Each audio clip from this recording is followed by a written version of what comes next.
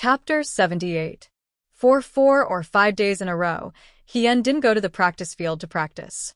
Actually, she didn't care about the injury on her leg, but the Liangzhou Guard's female doctor, Xinmu Xue, came every day without fail to deliver medicine to her. She also repeatedly warned her not to do any strenuous activities. Hong Shan also jeered from the side. Just listen to Dr. Nu. If you keep tormenting her, when the day of the battle for the flag comes and you can't get first place, you can't enter the vanguard battalion. Don't cry at that time. Hien thought about it and gave up. She wasn't in a hurry for a day or two. However, these days, as long as she left the practice field, her room was basically full. There was an endless stream of people who came to see her. People often came to visit her. Today, Jiang Jiao sent several sour and astringent plums. Tomorrow, Huang Xiong brought a skewer of roasted quail. The most speechless was Wang Ba. He couldn't bring himself to come, so he had the new recruit in his room send half a gnawed dry bun. One look and you could tell it was a spoil of war he had plundered from someone else. He really did treat the barracks as his own mountain. Liang Jiao came twice. Both times, he saw Hien surrounded by people with a beaming face. He glanced at the mountain of food on her table and sourly said, "Oh, your life is pretty good." Then he left again. Hien was also very helpless. Just like this, by the time the scab on Hien's elbow was almost completely healed and her leg could jump on the ground, 7 or 8 days had already passed. The day of the battle for the flag was getting closer and closer. On this day, before the sun set, Hong Shan and the others came back. Hien was astonished and asked, "It's not time to leave the practice field yet. Why did you all leave?" Today is the 14th of July, the Hungry Ghost Festival. Xiaomai rushed to answer. The head instructor told us to leave the practice field early. After eating, we went to the riverside to light water lanterns to worship our ancestors. The Liangzhou Guard is pretty good. They actually give people time to worship their ancestors and loved ones. Hong Shan sighed. Hien smiled, thinking that this was a tradition in the military camp. When she was in the Fuyue army, every year during the Hungry Ghost Festival, the local government would set up a Taoist temple for the soldiers who died in battle. Now that the Liang province guards were backed by mountains and rivers, it was very convenient for them to release water lanterns. Big Brother and I are going to light up water lanterns for our parents. When Xiaomai talked about her parents who had passed away, she didn't seem sad at all. She only seemed a little sad. Perhaps her parents had passed away too early, so her memory of them was very faint. She asked Hong Shan, "Brother Shan, are you going to pay your respects?" "Go. My mother left early. I'll go light one for my mother." Everyone looked at Hien at the same time. Is Ahiga going? Among them, Hien's identity was probably the most mysterious. She didn't like to talk about her family's matters with Mai and the others. Hong Shan only knew that Hien's family had fallen into dire straits, and she had come to join the army because she had nowhere else to go. However, seeing her confident appearance on the martial arts field before, he felt that Hien wasn't a child from an ordinary family. "Me? I'll go too." Hien lowered her eyes and lowered her voice. "I also have someone I want to worship." Xiaomai and the others sensed that the atmosphere wasn't right. They didn't dare to pursue the matter and immediately changed the topic to something more relaxed. After dinner, the sun had completely set and the moonlight seeped through the dark clouds. Almost all of the new recruits of the Liang province guards had come out. The water lanterns had to be folded by themselves. The paper was piled up in a few large baskets in the practice field. Hien also went to get one. She wasn't very good at handwork, so it was Xiaomai who saw it and folded it into the shape of a lotus lantern for her. She then dripped a white candle into the center of the lotus lantern and handed it to Hien. "It's done." "Thank you," Hien praised. "You're really good with your hands." Xiaomai smiled embarrassedly. In the past, during the Hungry Ghost Festival, Big Brother and I folded a lot of lanterns to sell. I'm used to folding them. If the paper was bigger, I'd be able to make a prettier and bigger one. Shirtu knocked his head and said disapprovingly, "This isn't the time for you to show off." Xiaomai stuck out her tongue and ran towards the Wulu River with the water lantern in her hand. I'll go light the lantern first. Ahigo, hurry up. After the beginning of autumn, the weather in Liang province became cooler at night. It had rained in the morning, but the cool air had yet to dissipate. The dense forest on the mountain produced cool frost and dew. The moon was bright and the stars were sparse, illuminating the river. The riverside was already crowded with people who came to pay respects to their ancestors.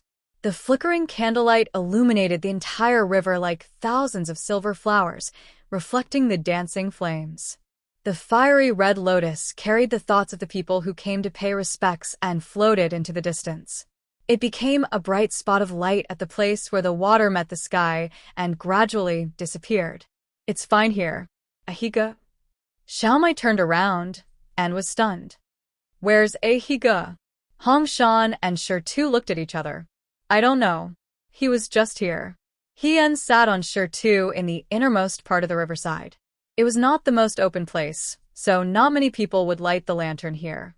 Hien silently looked at the lotus lantern in her hand. The bitterness in her heart was indescribable.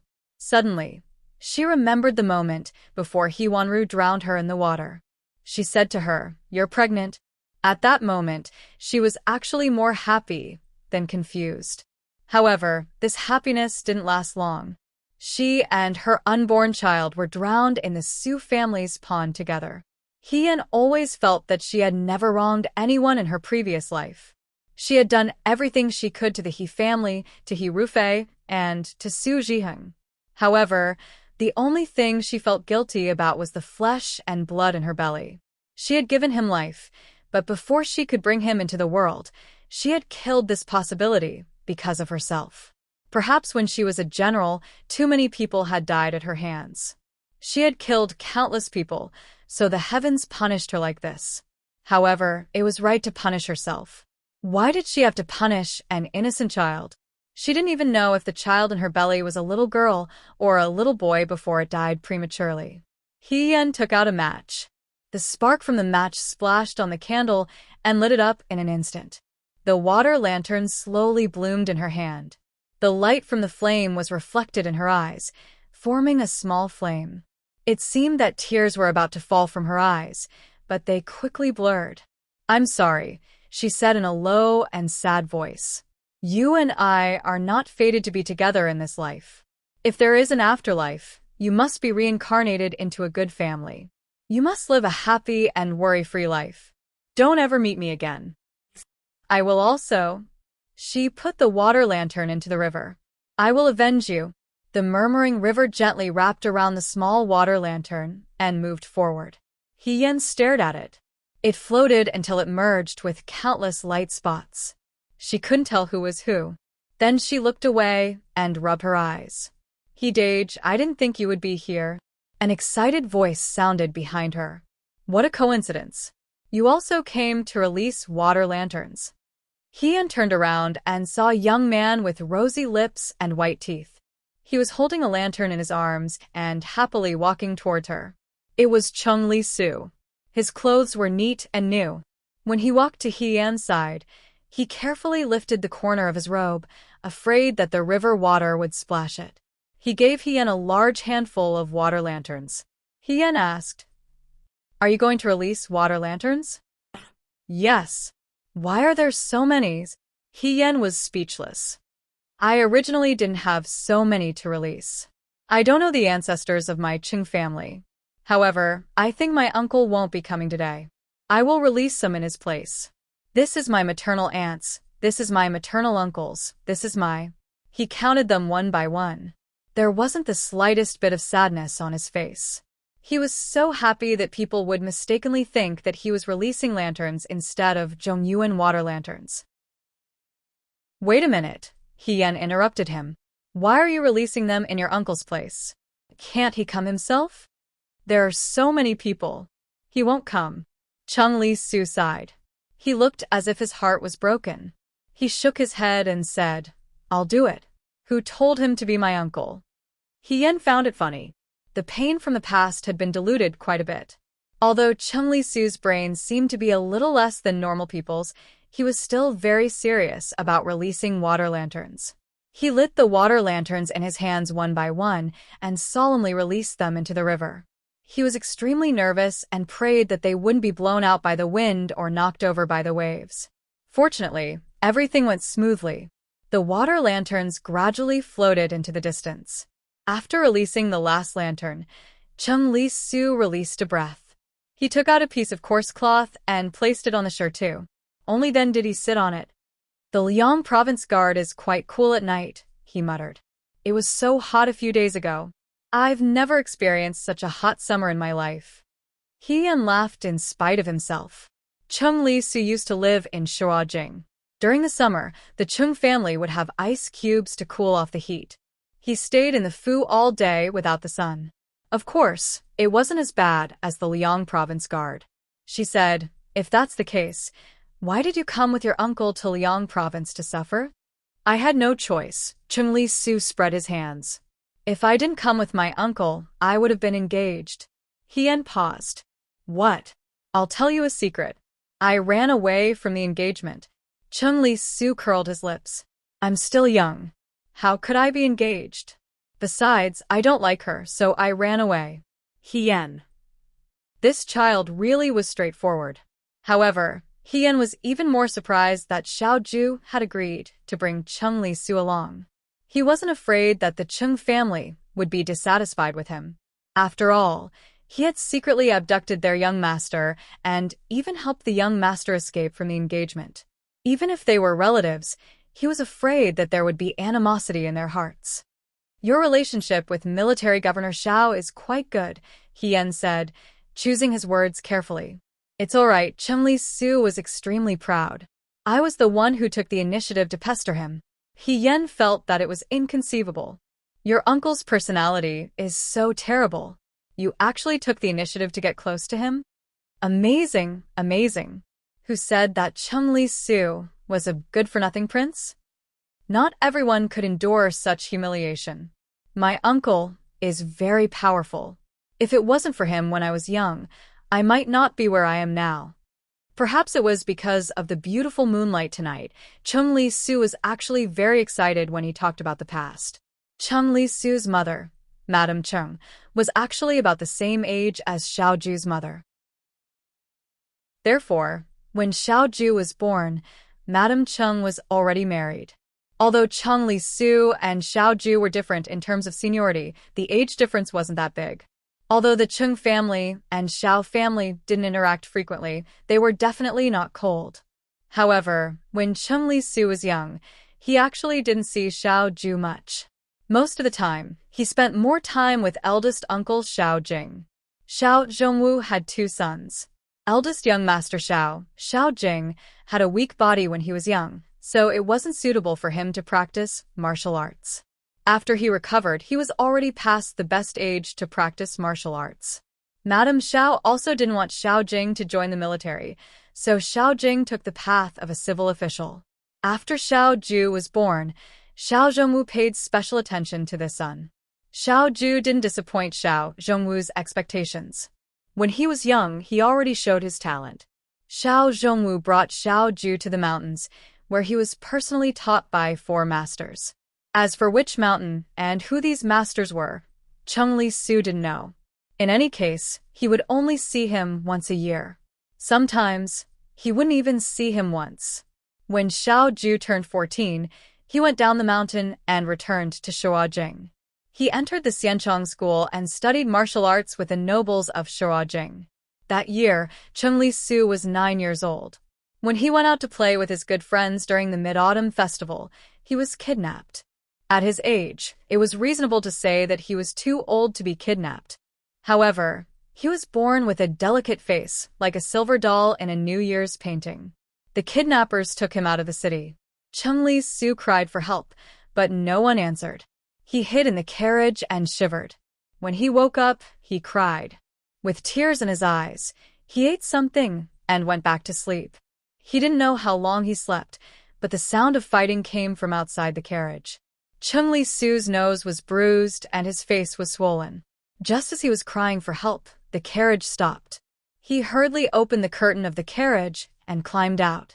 He saw that the ground was covered with corpses, All of them had their throats slit with a sword. It wasn't just one kidnapper who kidnapped him. There were dozens of kidnappers. The kidnapped children were all tied up and stuffed into the carriage. At this moment, some of them fell out, while others were still in the carriage. A group of people cried incessantly. In the chaos, Chung Li-su trembled as he climbed out. Then, he touched the corner of a snow-white robe. He looked up and saw a handsome young man with a silver crown and white robe standing in front of him. He held a long sword. The sword was like frost and snow, dripping with blood. The blood was bright and beautiful, but it was not as red as the young man's lips. His expression was calm as his gaze fell on Chung Li-su. This was a very fierce picture, but Chung Li-su felt inexplicably at ease. He trembled as he hugged the young man's leg. He imitated his mother's tone and flattered, May I ask your name? Where do you live? I am the young master of the Right Minister's residence. You saved me. Our residence will reward you handsomely. The young man's mouth twitched.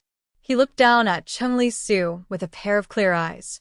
He said coldly, I am your Juju.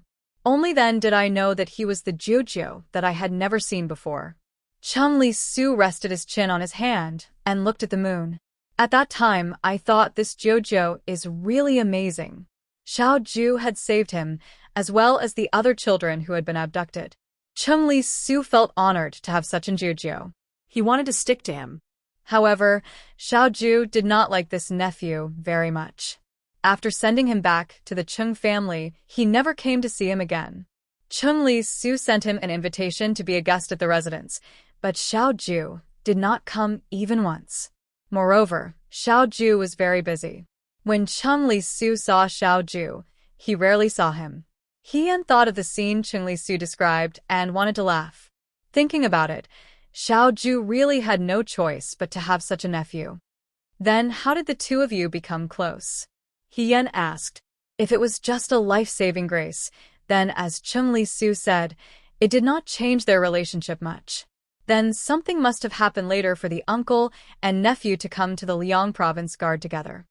Actually, the Chung family, including my mother and the relatives and friends who know the Xiao family, do not like Juju. Chung Li-su said, they like eldest Juju more. The two young masters of the Xiao family were both born to Dawei. The eldest son of the Xiao family, Xiao Jing, was also born with good looks. He was like a jade, modest and bright. In terms of temperament, it was definitely more comfortable to get along with Xiao Jing. However, it was not to the extent that they did not like Xiao Ju. Why? Hien asked. Didn't military governor Xiao save your life? Even if he was your savior, your mother would not dislike him. That is true, but Juju does not see our relatives often enough. We don't know him well. Before Xiao Ju was 14, he was rarely in Shuajing. After that, he entered the Xianchong mansion. Not to mention relatives and friends, even Madame Xiao was not close to the son. Chung Li-su knew that there were a few times when Madame Xiao was talking to her mother. She was worried about how to get along with her son. Since she did not know him well, she naturally had a lot of prejudice. Xiao Ju was originally lazy and did not like to interact with others. Compared to his warm and bright brother, the contrast was even more obvious. However, as Hien said, it was not that she did not like him. The real dislike was after Xiao Zhongwu died in the Battle of Mingshui. Xiao Zhongwu's death came suddenly and was a huge blow to the Xiao family. Madame Xiao had never experienced any hardships and treated her husband as her everything.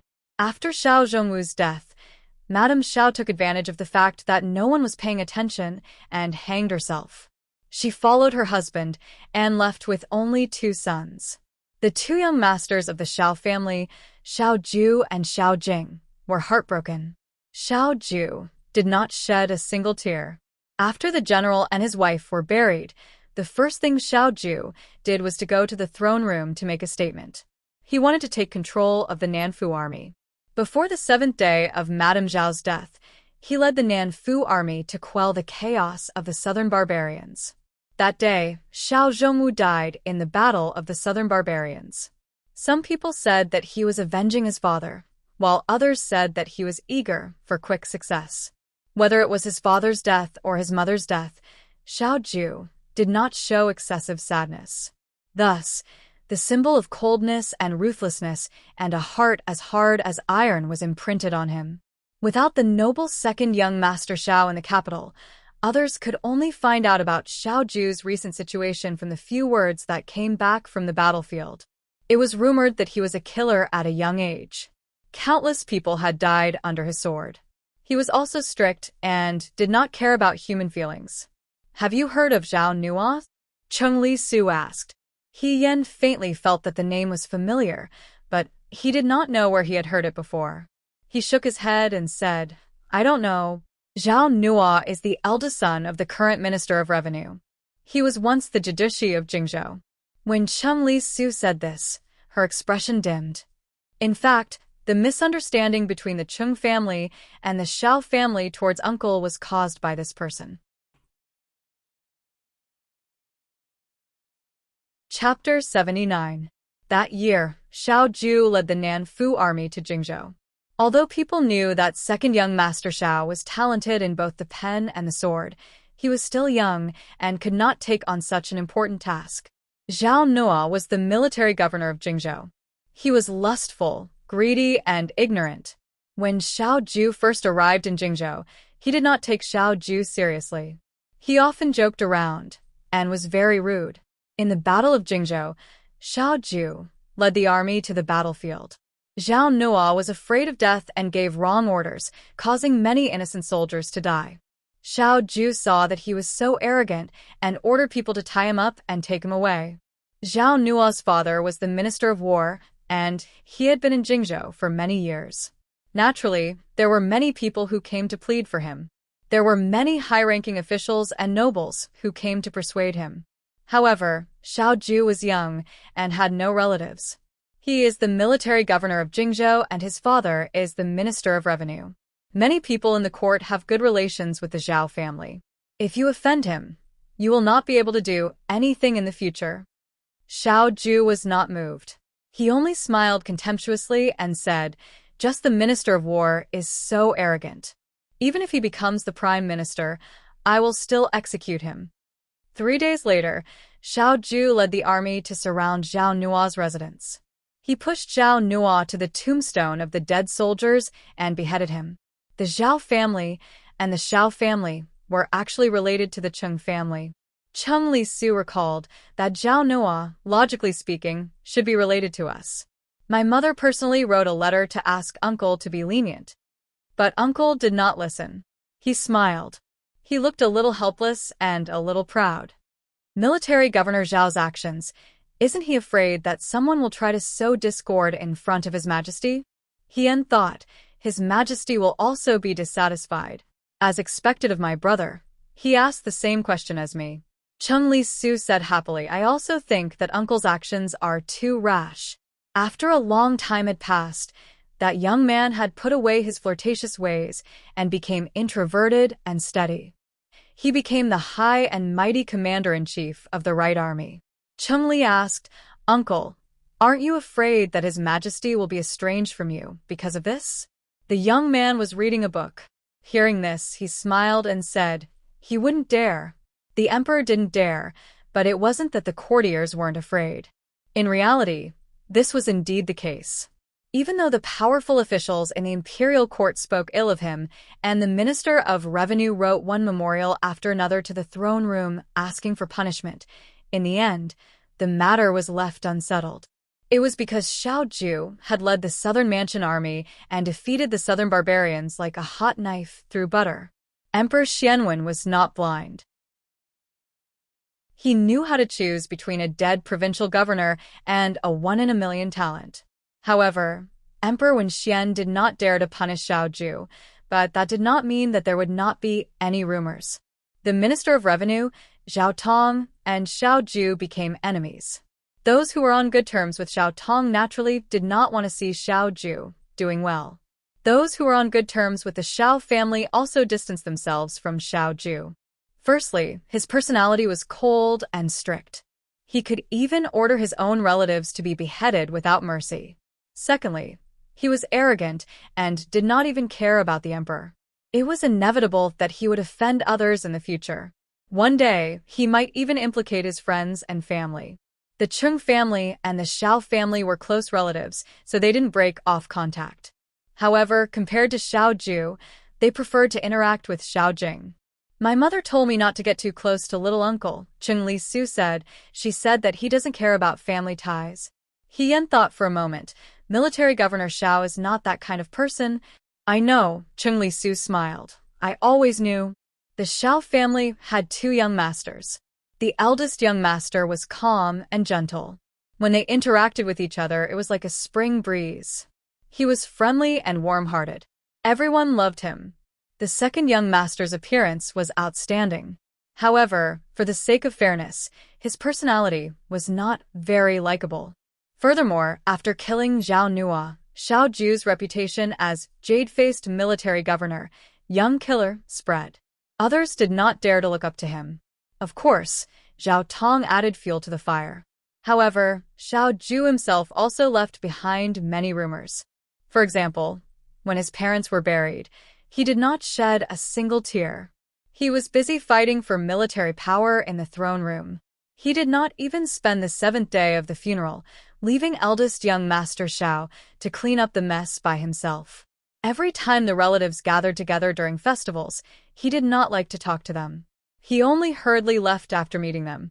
Chung Li Su still remembered that it was a summer day. Eldest aunt Bai Rongwei was hosting the relatives of the Chung family. The Xiao family did not have many people nowadays. It was rare for it to be so lively. Chung Li Su also went. At that time, Xiao Ju had already been bestowed the title of General Fengyun. He had just turned 18 and returned to Shuajing. The women were all eating snacks and drinking tea in the main room. The men were discussing politics with Xiao Jing. Chung Li Su looked around and did not see Xiao Ju. He was very naughty when he was young. Everyone around his age did not like to play with him. Chung Li Su looked for fun. He ran to the Xiao family's backyard and saw a cat with a colorful face. He chased after the cat and ran behind a screen inside the ancestral hall. It was summer, and the weather changed quickly. In the evening, there were already dark clouds above the city walls. Thunder rumbled and suddenly, heavy rain poured down. He held the cat in his arms and wanted to go out. Suddenly, he heard footsteps. Someone came in. Chung Li Su secretly poked his head out from behind the screen and saw his mysterious uncle walk in. The young man was wearing a round satin robe with a golden crown on his head. He had a graceful appearance and was like a glittering jewel. When he was young, he liked to wear white robes. Now that he was older, he only liked to wear dark clothes. It made him seem even colder and harder to understand. Xiao Ju walked into the ancestral hall. He picked up 3 incense sticks and lit them. Chung Li Su's eyes widened. There were all kinds of rumors about Xiao Ju. Chung Li Su heard that Xiao Ju never lit incense for his parents. He was a heartless person. But now, it seemed that the rumors were not completely true. He moved slowly but carefully. First, he dusted the incense burner and wiped it clean with a cloth. Then, he lit the incense sticks and inserted them into the burner. Niao niao smoke rose from the burner and dispersed in the air. He did not leave. He did not say anything. He just stood there with his eyes lowered. No one knew what he was thinking. The summer weather was hot and humid. Water vapor came in from the outside. It was sticky and the thunder was louder. The young man narrowed his eyes. His expression was calm. The rain outside washed the eaves, but inside the house, it was unbelievably quiet. Chung Li didn't understand what was going on, but he felt that the atmosphere was strange. He didn't even dare to breathe loudly. He hugged the cat and sat behind the screen with his cold uncle for more than an hour. After a long time, the rain stopped. Xiao Ju left the ancestral hall. From the time he entered the ancestral hall to the time he left, he only lit 3 incense sticks. He did not say anything and did nothing. He just sat there quietly. But these 3 incense sticks made Chung Li Su feel that under his uncle's cold appearance, there was a different gentleness. He was not the heartless person that others said he was. There were many people in the world who hid their true feelings under their cold appearance. It was not that there were no such people, but they were not good at expressing themselves. Others always said that Cheng-Li Su was still like a child, naive and ignorant. However, in the eyes of a child, he was able to distinguish between good and evil. He did not think that this uncle of his was as mean as his mother said. He liked this uncle more than eldest young Master Xiao. My uncle is very powerful. Cheng-Li Su looked seriously into her eyes and said, if you stay with him for a long time, you will also like him. He-Yen laughed and couldn't help but rub his head. I know. I knew it a long time ago. Thousands of miles away in Shuajing, the spring river was also full of sparks. The water lanterns reflected on the water and under the water. It was impossible to tell the difference between heaven and earth. Today, it was drizzling. Above the water lanterns, there was a small paper cover to prevent them from being extinguished by the rain. In the ancestral hall of the Xiao Fu, someone was burning incense. Ever since Xiao Zhongwu and his wife had passed away, the number of servants in the general's Fu had decreased greatly. There were only 2 young masters, and Xiao Ju was often away from the Fu. In the end, it was only Xiao Jing and his wife who did not need so many servants. Normally, it was quiet, but when he looked at it occasionally, it was a little cold and cheerless. Xiao Jing wore a jade-colored robe. He was as tall and warm as bamboo. When he stood next to Bai Rongwei beside him, anyone would praise them as an immortal couple. Niao niao. The autumn rain continued outside. A cool wind blew. He took off his cloak and covered Bai Rongwei with it. In a warm voice, he said, the weather is cold. Be careful not to catch a cold. I'm not cold. Bai Rongwei smiled at him and said worriedly, I wonder what the weather is like in Liangzhou. Tonight is the Hungry Ghost Festival. Xiao Jing looked at the drizzle in the courtyard and said, if Huijin was here, it would be good. He won't come to the ancestral hall. Bai Rongwei shook her head. He won't enter the ancestral hall. He will enter. Xiao Jing's answer was very certain. Bai Rongwei looked at him with surprise. But I've never seen him before. It's raining today, and there's thunder. Xiao Jing smiled. He will enter. Ruby, I don't understand. Bai Rongwei did not understand. When Huijin was very young, he was brought to the mountains by his father and was taught by an expert. Xiao Jing held her hand and said softly, throughout the year, we only see him a few times. He has a proud personality. Mother does not like him to play with knives and sticks. In reality, the relationship between Huijin and mother has never been good. Madame Xiao was the Empress Dowager's niece. That year, it was the Empress Dowager who had bestowed this marriage. Xiao Zhongwu was handsome and powerful, and Madame Xiao liked him very much. But after the marriage, the conflict between the two gradually came to light. Madame Xiao was a delicate flower that grew up in the house. She could not bear the slightest grievance. Xiao Zhongwu was after all a military officer. He was not as attentive as the son of an aristocratic family. Although he had never taken a wife, sometimes it made Madame Xiao unhappy. During the years when the two of them quarreled most fiercely, it was because of Xiao Ju. Madame Xiao did not want her 2 sons to become martial artists. Swords and arrows had no eyes on the battlefield. She herself did not like killing and was a gentle and kind Buddhist. At that time, Xiao Jing missed the best opportunity to practice martial arts because of his health. He had no other choice. Xiao Ju, on the other hand, had been regarded as the future successor by Xiao Zhongwu since young. Madame Xiao did not want her son to follow in Xiao Zhongwu's footsteps. But for the first time, Xiao Zhongwu, who had always been obedient to Madame Xiao, did not listen to his wife's advice. The son had been separated from his mother for too long. Although they were related by blood, they were still unfamiliar with each other. Moreover, Xiao Ju was not as obedient and gentle as Xiao Jing when she was young. Sometimes, she would even show a rebellious side. Facing this cold and arrogant son, Madame Xiao did not know how to get along with him. Madame Xiao tried to be friendly with Xiao Ju, but Xiao Ju's reaction was also indifferent. Madame Xiao liked to drink tea and discuss poetry, but Xiao Ju liked to practice swordsmanship and ride horses. Although Xiao Ju was also good at poetry, the one who accompanied Madame Xiao in the end was Xiao Jing. My mother told me in private that she was actually a little afraid of Huaijin. Xiao Jing said, seemingly amused. After that, she did not deliberately talk to Huaijin. The two of them were always very polite to each other.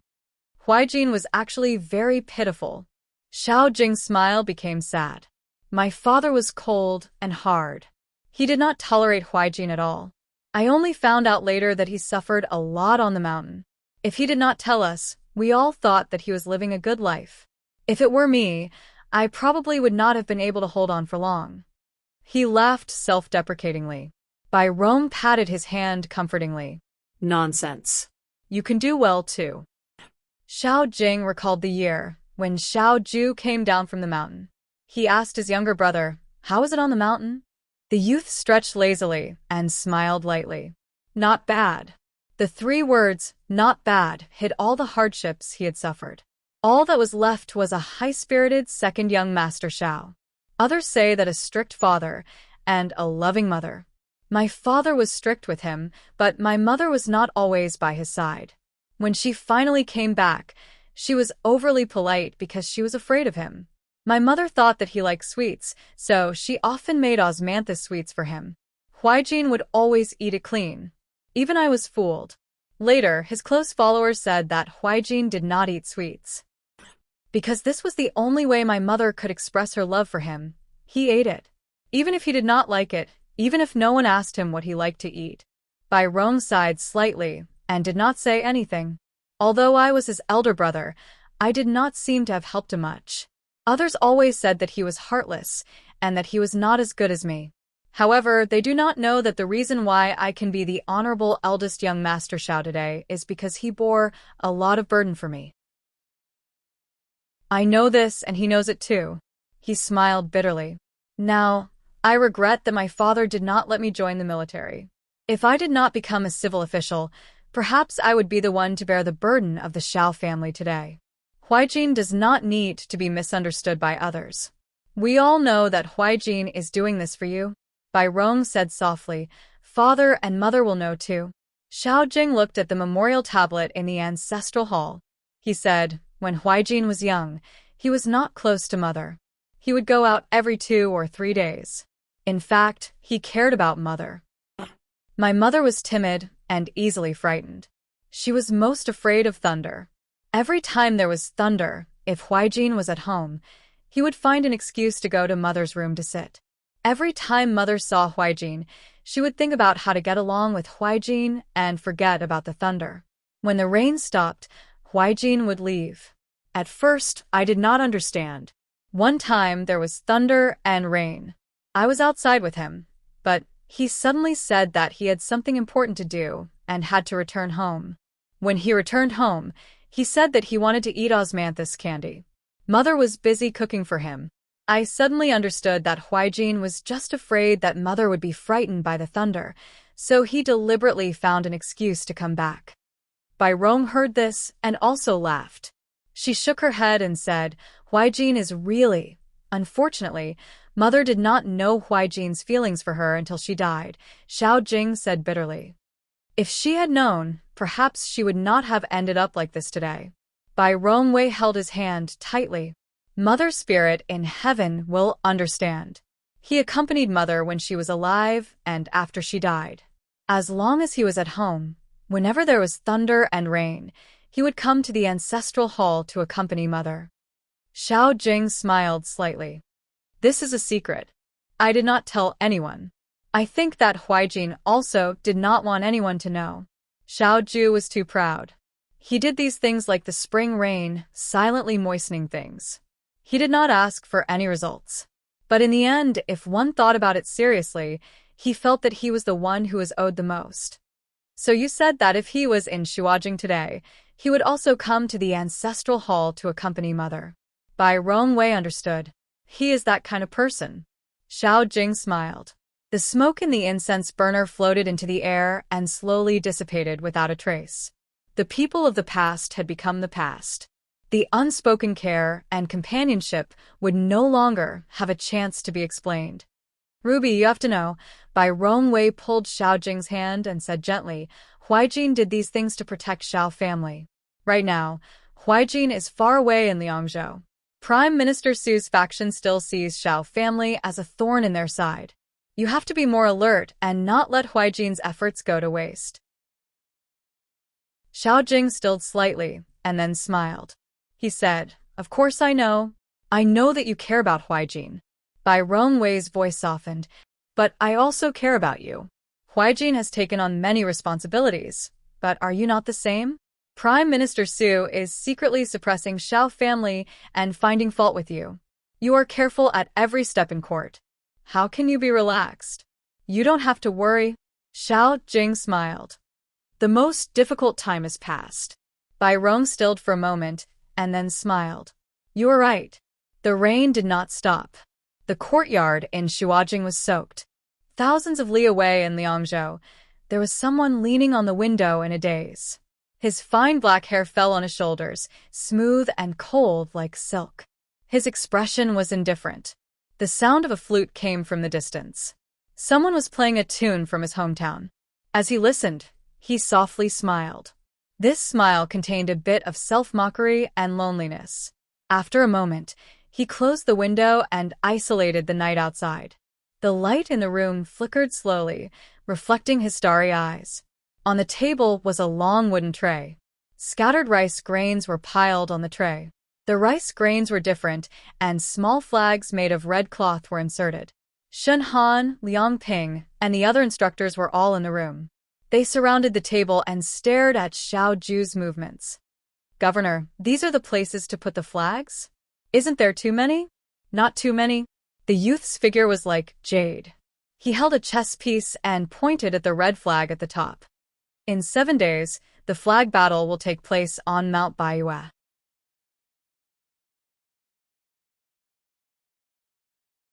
Chapter 80. 7 days was enough time for He Yan's leg to fully recover.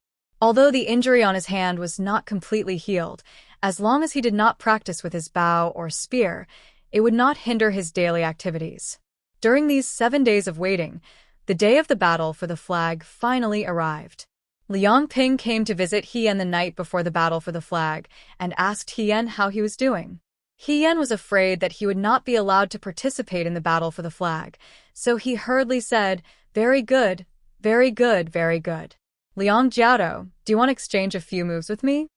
Liang Ping thought of the equestrian archery competition he had with He Yan and felt embarrassed. He immediately coughed lightly and said, No need, as long as you are fine. Come up the mountain with us tomorrow. After he left, He Yan almost cheered out loud. Hong Shan smiled and said, You finally got what you wanted. I don't know what the battle for the flag is like. Xiao Mai looked at He Yan and pleaded, After Higa goes down the mountain, you must tell us word by word. Isn't your brother going up the mountain as well? Why are you only asking a he? Hong Shan said, My brother won't tell us. Xiao Mai curled her lips. There were tens of thousands of new recruits in the Liangzhou Guard. Of course, not all of them would go up the mountain to compete for the flag. Moreover, they were selecting for the Vanguard Battalion, so they only selected those who performed exceptionally well on the training field. Xiao Mai and Hong Shan could only be considered average and were not part of the battle for the flag.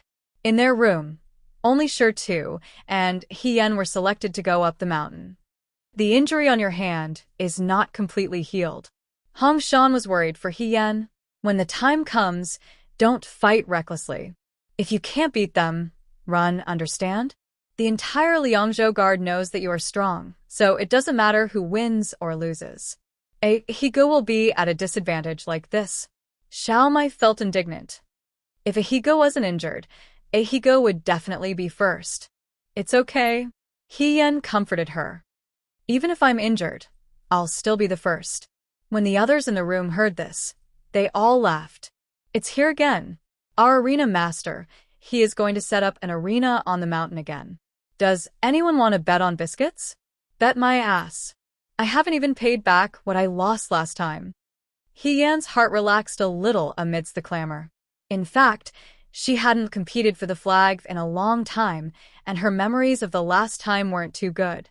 She wasn't the one who performed the most brilliantly, so no one knew what the result would be this time.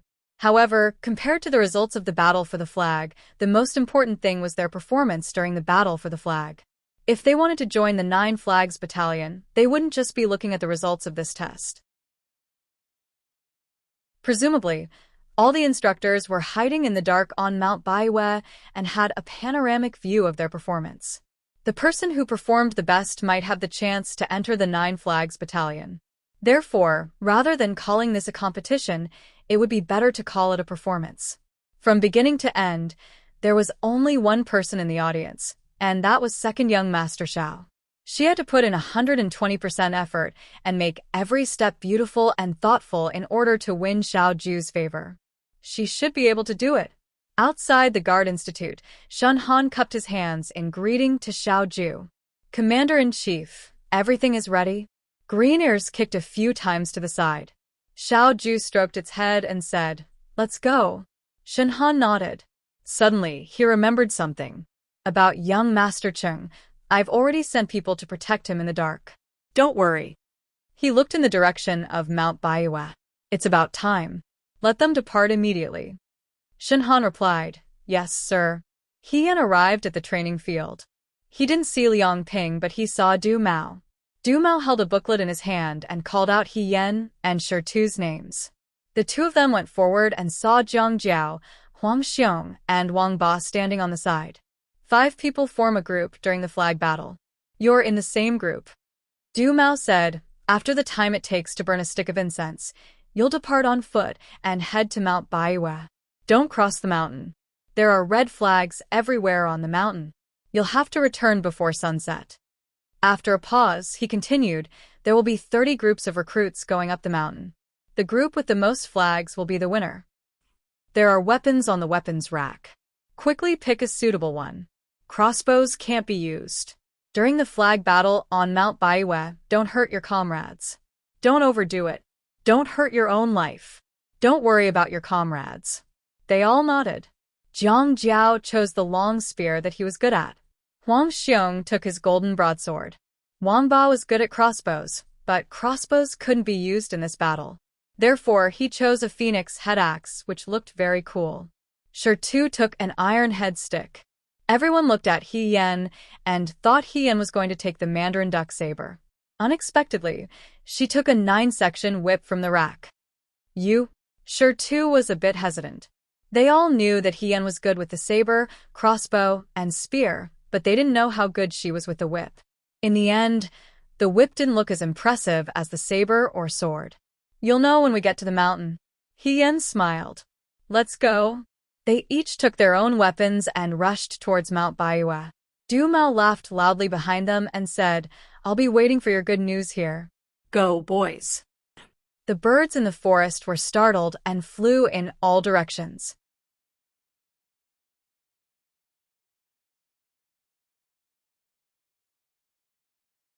The people disappeared into the forest in the blink of an eye. Ma Damei and Liang Ping came from afar, each leading a horse.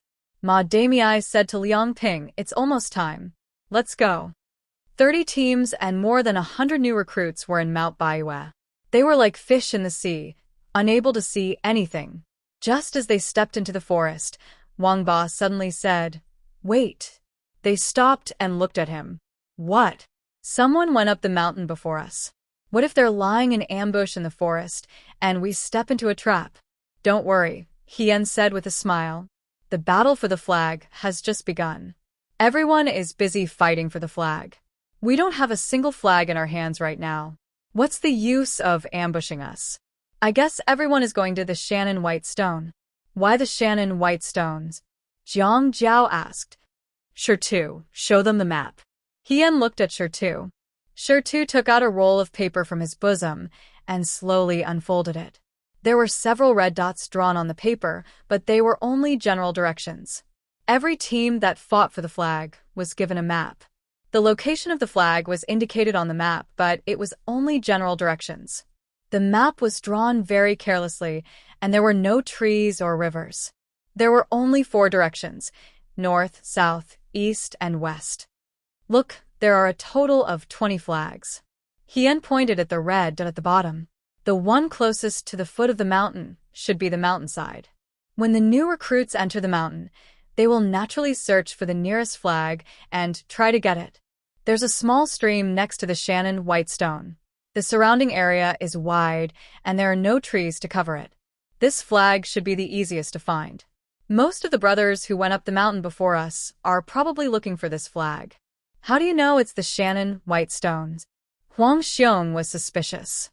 There's only one dot on it. I'm just guessing, but don't worry. When I was patrolling the mountain, I memorized the path. Even if there's a deviation, I can find it easily. Weren't you chased by wolves when you were patrolling the mountain? Wang Ba couldn't help but ask, you still remember the path? Yes, when I was chased by wolves, I also took a look at the path. When I came back, I memorized it again. I'm very familiar with it. Hien looked at him with a smile. You have to believe in your boss. There's absolutely no problem. Hearing this, Wang Ba suppressed his anger and turned his head away. He didn't want to look at Hien anymore. Hien couldn't help but laugh. It was necessary to memorize the terrain and every path on the battlefield. She had been in the Vanguard Battalion before, and the most important thing was to understand the enemy's situation and the surrounding environment at the beginning of the battle. Then what are we waiting for? Let's go straight to the Shannon White Stone to grab the flag. Huang Xiong carried his broadsword on his back. How do we get there? Hien. This guy doesn't know the way. We're not going in this direction, Hien said. Why not? Huang Xiong frowned. Right now, there must be a lot of people fighting for the same flag. If we want to grab it, there are too many opponents. It's not worth it. Hien shook his head. Let's not join in the fun. Let's go in this direction. She pointed in the opposite direction on the map. There was also a red dot there. There's a dense forest here, and the path is very steep. It's easy to get lost. I thought about it. Unless it's someone who remembers the path very well, it's very difficult to find this flag. So it shouldn't be easy for others to take it away. We'll go straight there and take this flag first. There are only 20 flags in total. I think we only need to take more than half of them to win. So at the beginning, we'll look for these hidden flags that won't be noticed by others. It'll save us some energy. After all, when it comes to fighting for a flag, it's not necessarily the strength of the hands, but here. She pointed at her head. Was she praising herself for being smart in a different way? The others were a little speechless. Huang Xiong asked, do you really remember the path? Absolutely. Hien blinked and said, I won't forget the path. The young man was wearing a red outfit. Although he was thin and weak, his eyes were especially cunning and quick-witted.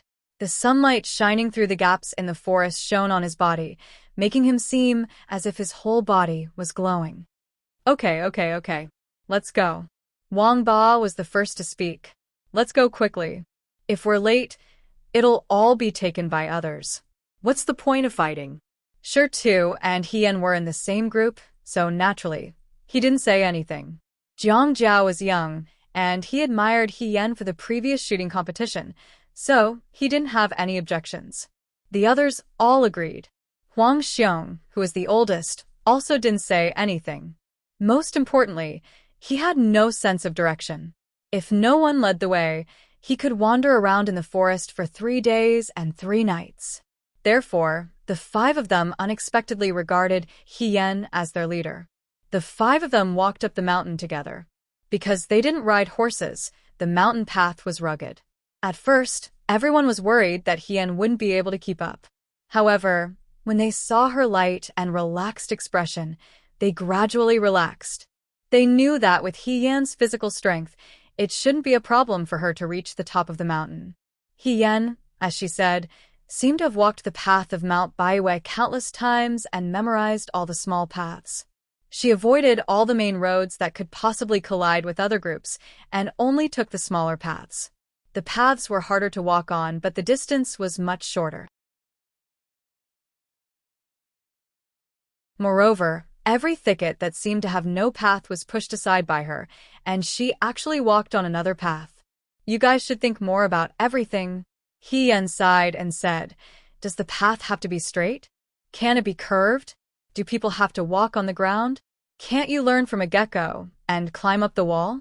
Rules are dead, but people are alive. If you put in more effort, many things aren't so complicated." "Everyone," Huang Xiong said in a muffled voice, "I'm 46 this year." He Yan answered while walking, "Yes. You're only 16 this year." In other words, what right did a 16-year-old brat have to teach his elders? "The elders have eaten more salt than you have eaten rice," He Yan said, "but you still don't know the way." Huang Xiong didn't know how to respond. What kind of person was this? He was completely invulnerable. As they talked, they climbed over a mound and saw a small flag hidden in the bushes, standing alone on the ground. "Found it." Zhang Jiao's eyes lit up. He took a few steps forward and held the flag in his hand. "There really is one. It really was found," Wang Ba muttered. Seeing the young man leaning against a tree, he said leisurely, "I already said that I won't forget." Seeing this, the monitors hiding in the bushes took 2 steps forward and whispered, "What's going on? How did they find it so quickly?" It was reasonable to say that the flag was hidden deep in the bushes, and the road was not easy to walk on. Most people should be fighting for the white stone flag in the south of the mountain. However, at this time, this group of people had come here directly from the beginning. Moreover, they didn't encounter any obstacles on the way. Did they know the location of the flag in advance? Don't worry about it. Hurry up and reply. The monitor quickly wrote a few words on a piece of paper and sealed it into the copper tube on the pigeon's leg. In a room in the station, the black and white pieces on the chessboard were scattered. Someone was playing chess. A pigeon flew to the young man's shoulder and cooed twice. The latter took the copper tube from its leg and took out the note to read it. Shen Han looked at the note in confusion. Xiao Ju passed the note to him. Shen Han took it and read it. After a moment, he said in shock, "They found it so quickly?" "It's expected." Xiao Ju curled his lips and smiled. His eyes became clearer and clearer. He said, "At this time, he came here directly in the morning. There were 20 flags on the White Moon Mountain. The closest flag was next to the white stone in the south of the mountain. Although it had been found early in the morning, there were too many people who came to fight for it. Until now, there was no clear winner. Instead, the flag in He-Yan's hand became the first flag to be found. This was because no one came to fight for it. He remembers the way?" Shen Han was suspicious. Even if there was a patrol at the beginning, it was impossible for a person to remember the way so well.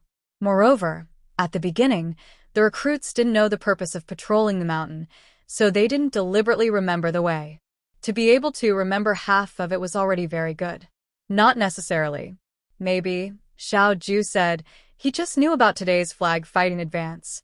If he knew about it in advance, he would deliberately remember it when he was patrolling the mountain. Or he could think deeper. He Yan had the specific map of the White Moon Mountain from the beginning.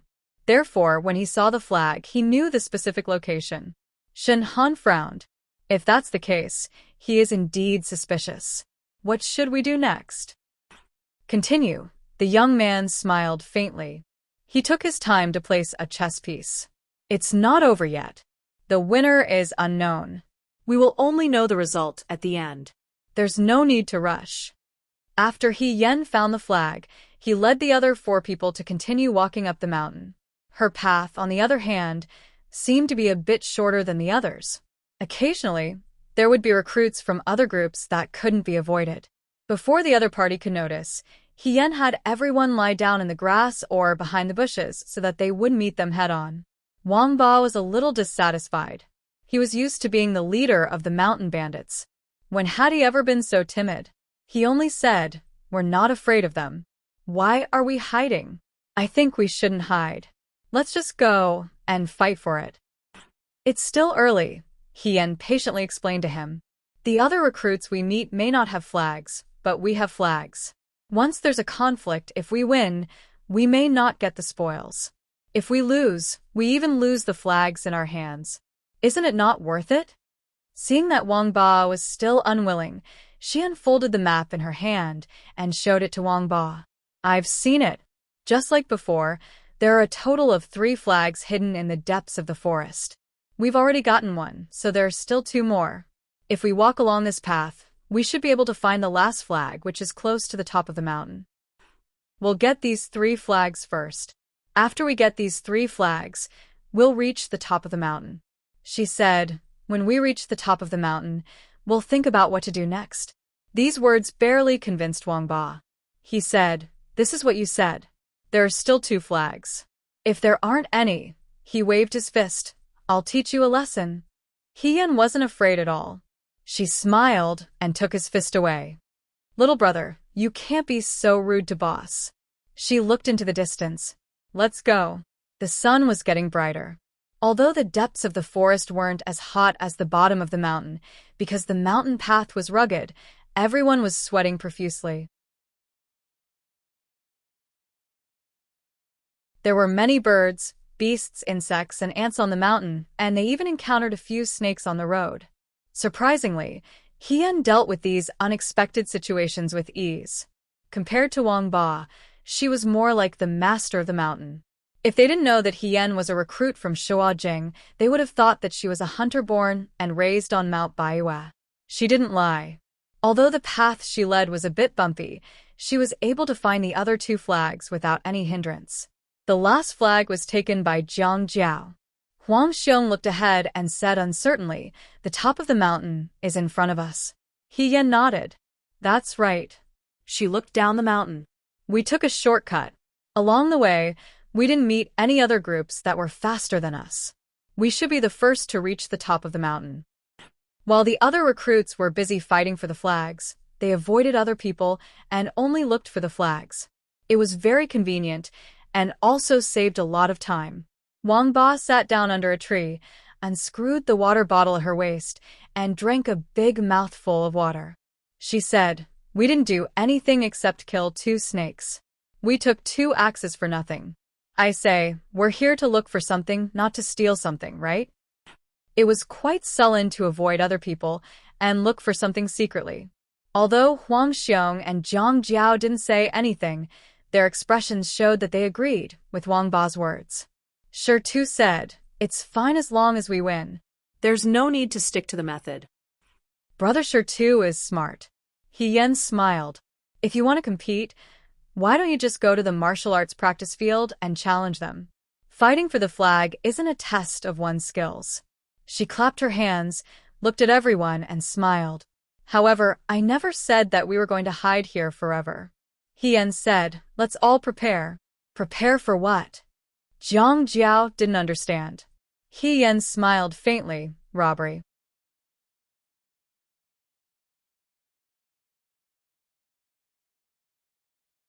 Chapter 81. Rob. Jiang Jiao stuttered. What rob? We've already arrived here, and the time and place are in our favor. If we don't rob them, wouldn't we be letting God down? She called Wang Ba. Brother Wang, this time you're going to do what you're used to doing. Don't you remember the rules? Wang Ba was a little angry but also a little proud. He only said, of course I know. Then let's go step on the plate first. What do you mean by step on the plates? Jiang Jiao was confused. I know this, Huang Xiong explained for him. Lulin slang means scouting the surroundings first. Wang Ba snorted and said to Hien, you even know the jargon. I only know this one, Hien said. If no one has any objections, how about I make the arrangements? Everyone looked at her.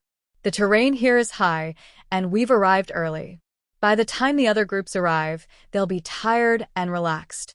All we need to do is lie in ambush here and steal their flag. There are 5 of us. One person needs to go up the tree to scout the situation, and the others need to lie in ambush. That person will be me. Hien pointed at himself. I'll be up in the tree. When the others arrive, Brother Wang will lead them into our circle. Brother Jiang Jiao and Tu, one of you will hold a long staff, and the other will hold a long spear. Spread out to the left and right. Uncle Huang will hold the rear, so we can surround them in the middle. At this time, I'll come down from the tree, and my 9-section whip will take the opportunity to sweep away their flag. Everyone suddenly understood. No wonder Hien chose the 9-section whip. If a fight really broke out, they might not have the chance to get close. However, as long as the whip was far away, they could sweep the flag over. Why do I have to be the bait? Wang Ba was dissatisfied. I can hold the rear. Because you're the best. He Yan lied without batting an eyelid. If it were anyone else holding the flag to lure people over, they would definitely be suspicious.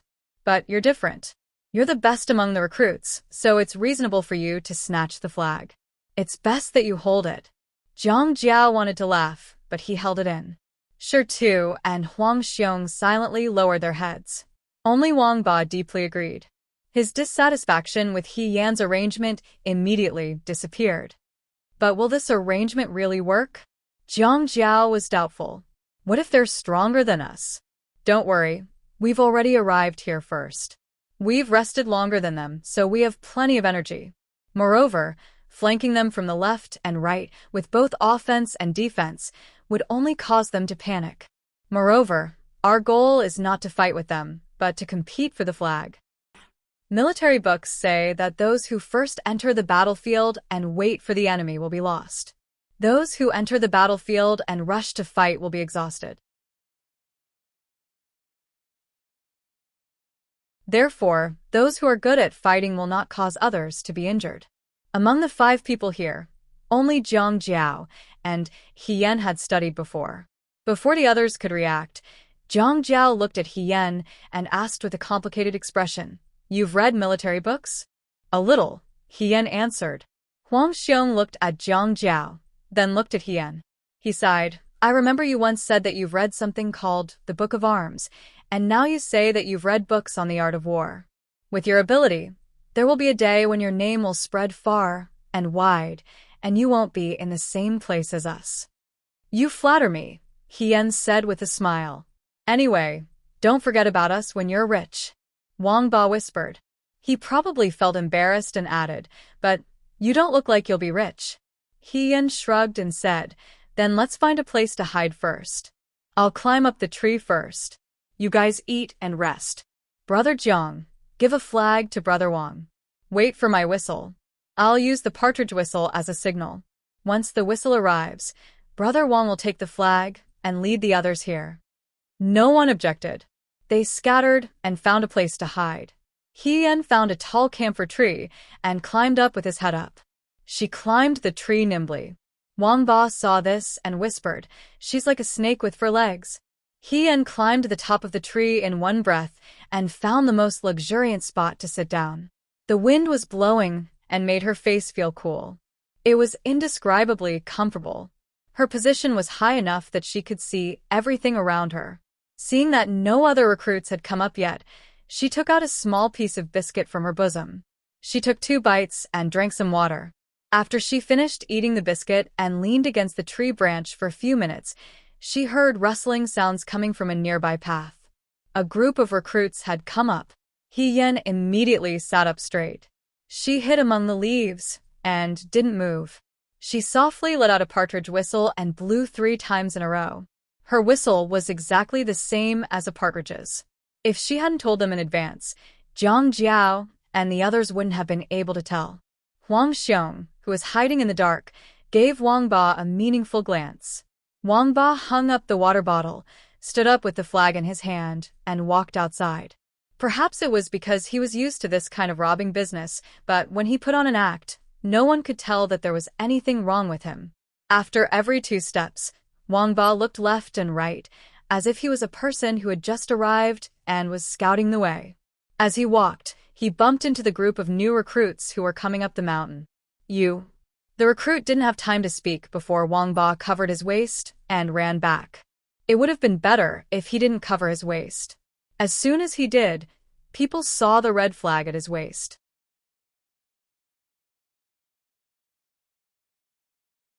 The recruit stared blankly and then became excited. He said to the people behind him, "He's alone. He has a red flag. Brothers, take it." Hearing this, the group of people immediately chased after him. Wang Ba seemed to be alone and didn't want to fight. He just ran and cursed. "Ba, don't follow your grandpa. If you follow me again, I'll chop you up." The group of people saw the red flag in Wang Ba's hand as theirs. They laughed and chased after him, saying, "Then chop it up. Brother, hand over the flag, and we won't kill you. I'll hand over your grandma. If you chase me again, I won't be polite." Wang Ba warned. "Who's the one being rude?" The group of people laughed and chased after him. When they ran into a dense forest, Wang Ba suddenly stopped. "What's wrong? You can't run anymore?" The leader of the recruits laughed and imitated the bandit leader. "I opened this mountain and planted these trees. If you want to pass through here, you have to pay the toll." Wang Ba originally wanted to show off, but when he heard this, he was so angry that he laughed. He pulled out 2 huge axes from his waist, turned around and shouted, "How can a pheasant go up the Heavenly King Mountain? How dare you snatch it from me, your grandfather? I think you must have been blinded by lard. You're not muddle-headed." No one could understand his string of bandit words. The other party didn't want to waste time with him. He raised his sword and stabbed it toward the flag at his waist. At this moment, there was a sudden noise behind him. 2 young men suddenly appeared from the bushes on his left and right. One was holding a long spear, and the other was holding an iron rod. They were Jiang Jiao and Shirtu. Another loud noise was heard. The bald man with the golden broadsword had already jumped in front of him. Just now, it was 5 against 1, and Wang Ba was scared witless. Now that the situation had taken a turn, it was like catching a turtle in a jar. There were ambushes in all directions. It was only 4 people, but they made it seem like there was an ambush on all sides. Those people were stunned for a moment, and their smiles gradually disappeared. It's an ambush. They're cheating. Along the way, they either used real swords and spears to rob people, or they hid in the dark and fought a fierce battle. It was the first time that they had a bait acting in front of them like a drama. The leader of the recruits gritted his teeth. "What are you afraid of? We have the same number of people. We're not afraid of them. Let's fight them." Turning around, the few of them rushed into the chaotic battle. To be honest, although these people each had their own strengths, they weren't 1 in a million. After all the recruits who came up the mountain today were outstanding talents of the Liangzhou guards. But the strange thing was that Jiang Jiao and the others had gained the upper hand as soon as they started fighting.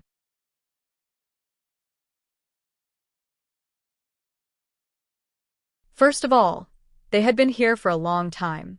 They had rested and eaten for a long time, and they had been saving their energy for a long time. On the other hand, the other group of recruits had just finished a long journey. They didn't even have time to sit down and drink water before they were caught in a chaotic battle. Naturally, they were in a passive position. Second of all, the way they arranged themselves was quite skillful. Jiang Jiao and Shirtu were on the left and right sides, so that these people were surrounded from beginning to end. Huang Xiong's large saber was full of vigor, but it complemented Wang Ba's large axe perfectly. With 2 long weapons and 2 short weapons, they had both offensive and defensive capabilities. Unexpectedly, this recruit couldn't find any flaws in the other party's movements. Instead, he was constantly at a disadvantage. Jiang Jiao flicked his opponent's sword away with his spear and knocked his opponent's weapon to the ground. One of the recruits said, "This won't do. We can't get the flag. Let's retreat quickly." "How do we retreat?" the leader of the recruits said unhappily. "Find an opening and try." He wanted to break out of the encirclement several times, but he couldn't find an opening. However, if this continued, their own people wouldn't be able to hold on. "That's not right." One of the recruits avoided Huang Xiong's large saber and turned around to ask, "Why are there only 4 of them? Where's the last one?" That's right. After fighting for so long, it was only 5 against 4. They were still missing 1 person, but because they were being suppressed so fiercely, they didn't notice. Now that someone reminded them, they immediately understood. The leader of the recruits said, "It's a trap. Pay attention to protecting the flag." As soon as his voice fell, he heard Wang Ba roar, "Hien, are you watching a show? Come out." From the leafy camphor tree, a young man's brisk voice sounded, "I'm coming." Suddenly, a red figure appeared in the dense forest. The young man was talking and laughing like a yen-yen. His posture was light and graceful, but in the eyes of the enemy, It was as if they were facing a great enemy. The man on the side didn't have time to hide the cloth bundle when suddenly a long shadow rushed towards his face. He was startled and subconsciously let go of his hand. The long shadow was like a snake, nimble and winding, and it wrapped around the cloth bundle and disappeared into the distance. The young man withdrew his 9-section whip and sat on a tree. Smiling, he shook his hand, and the cloth bundle fell to the ground. She was holding a flag in her hand. She smiled and said, "Thank you." Then she turned around and disappeared into the forest, leaving behind a sentence, "I got the thing, let's go." The rest of Jiang Jiao's people acted as if they had received an order. They were still fighting fiercely just a moment ago, but now they didn't want to continue fighting. They put away their spears and ran. These people were already half dead from climbing the mountain, and after a fierce battle, they were also exhausted. How could they catch up? After chasing for a few hundred steps, they were exhausted and could only watch as the group of people ran far away and disappeared. What kind of bandits are they? Someone was paralyzed on the ground. He gritted his teeth and cursed, "They are really lawless. What can we do? Thieves don't leave empty-handed." On the other side, Hian was asking Jiang Jiao to put away the red flag in his hand. He snapped his fingers and said, "Let's go." "Where are we going?" Wang Ba asked. "To rob the next group." The pigeon was pacing back and forth on the window. Someone sprinkled some rice on his palm, and the pigeon landed on his palm. It obediently allowed someone to take the copper pipe from its leg. After Xiao Ju finished reading the note, he handed it to Shen Han and shook his head with a smile. The words on the note were very simple. It only said one thing. Hian had set up ambushes all over the mountain.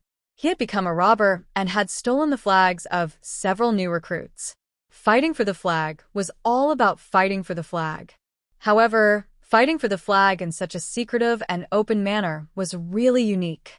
From the beginning, they only thought about the flag. They did not want to fight with the other recruits. Even when they set up ambushes later on, they still prioritized the flag. Those who did not have a flag did not even try to rob them. They just let the others walk past them. Those who had a flag took advantage of the situation and ran away after robbing them. In the end, they lost the least amount of money and obtained the most flags. He really knows how to curry favor.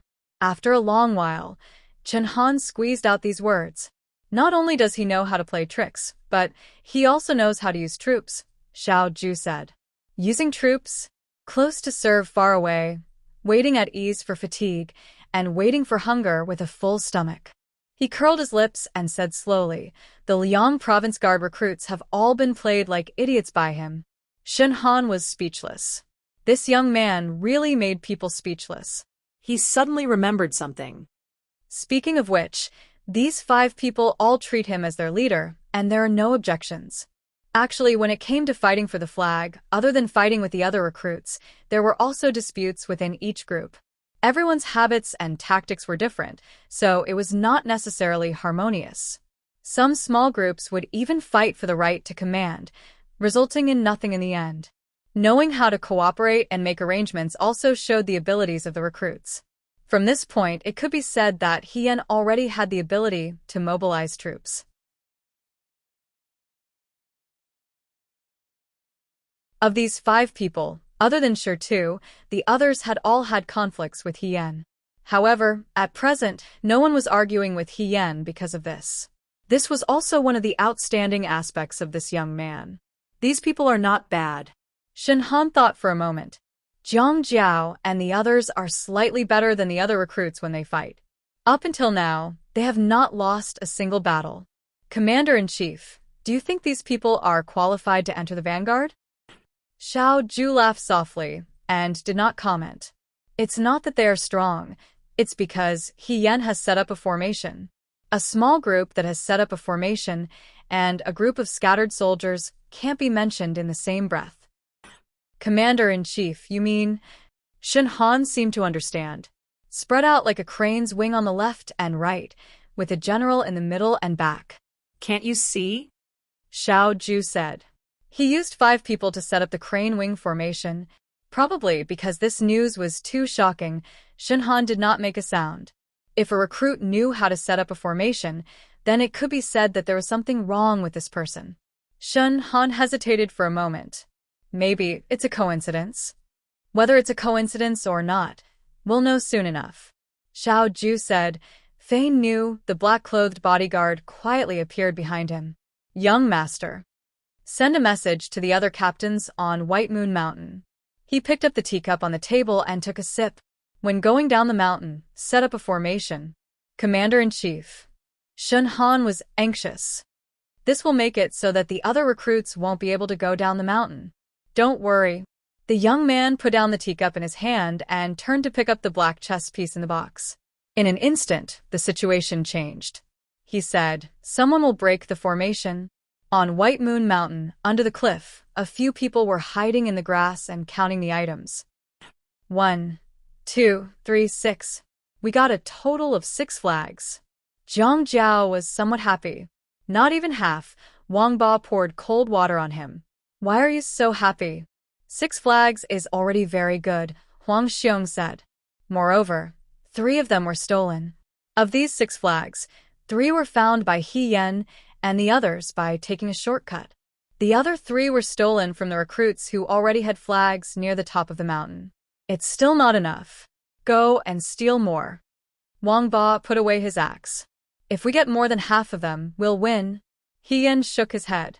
We can't steal anymore. Tu frowned and asked, wise. Now that the other recruits are going up the mountain one after another, the recruits who were robbed before will definitely go around telling people that we stole their flags. I think we're already notorious in these people's mouths. Those recruits who have flags will only be more vigilant against us.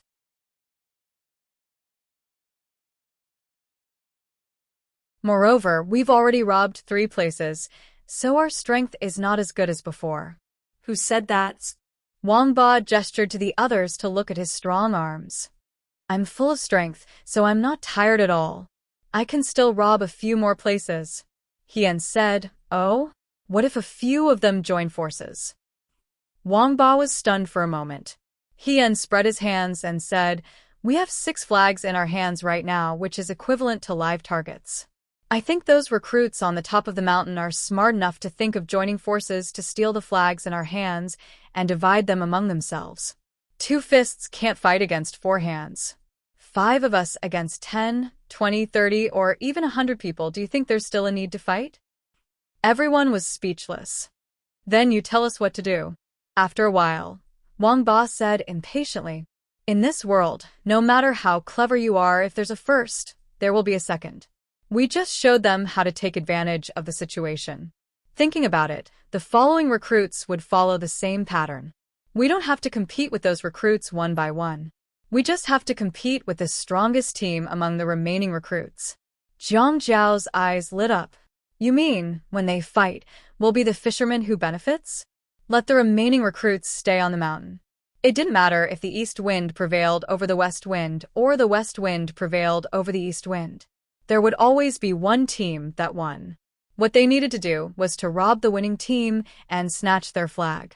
This way, they should be able to have half a flag. So, Huang Xiong looked at He Yan inquisitively. Let's go down the mountain. Go down the mountain now? Zhang Jiao was a little hesitant. If we go down the mountain now, it's still early, and we can seize the opportunity. We'll hide on the path down the mountain. Regardless of whether the recruits get the flags or not, they will still pass by us. The team that snooped the most is our flock. You make it sound so simple. Wang Ba couldn't help but argue. The other party is not sheep. Since they can get so many flags, they must be fierce characters. We may not win. What you said makes sense. He Yan nodded. So the battle at the bottom of the mountain will not be easy. But it doesn't matter.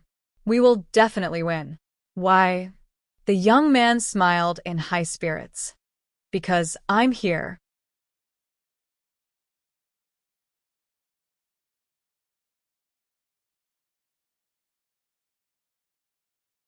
Chapter 82.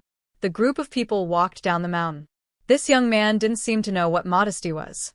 Although he was confident, he wasn't arrogant. He always seemed to have a card up his sleeve. However, he also had the ability to convince others. At least until now, he had kept his word. Jiang Jiao carefully kept the 6 flags in his arms. After walking for a few hours, they were already far from the top of the mountain. When they were about to reach the middle of the mountain, Hien stopped and said, "Let's rest here for now." Everyone sat down where they were, but Hien climbed up the tree again and looked around. Wang Ba asked, "What are you doing?" "Stepping on the plate," Hien answered. "You're so familiar with robbing. Why are you still stepping on the plate?" Wang Ba snorted. "You're pretending, aren't you?" Hien looked around and then climbed down the tree.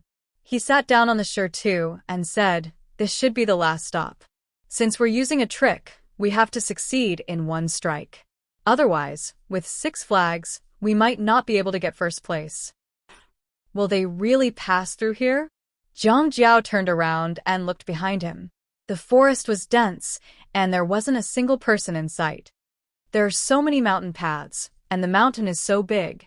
What if they take another path? There are only main roads and small paths on Mount Baiwe. Hien smiled. People who carry flags should always be careful. If they take the main road, it's inevitable that they'll attract attention.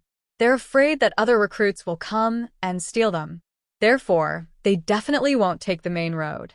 Among the small paths, this is the shortest way to the guard station and also the easiest way to find. You have to know that not everyone can remember the path they take. Therefore, it's very likely that they'll take this path. Huang Xiong quite liked to listen to Hien speak. He asked, "Is this the military strategy you were talking about?"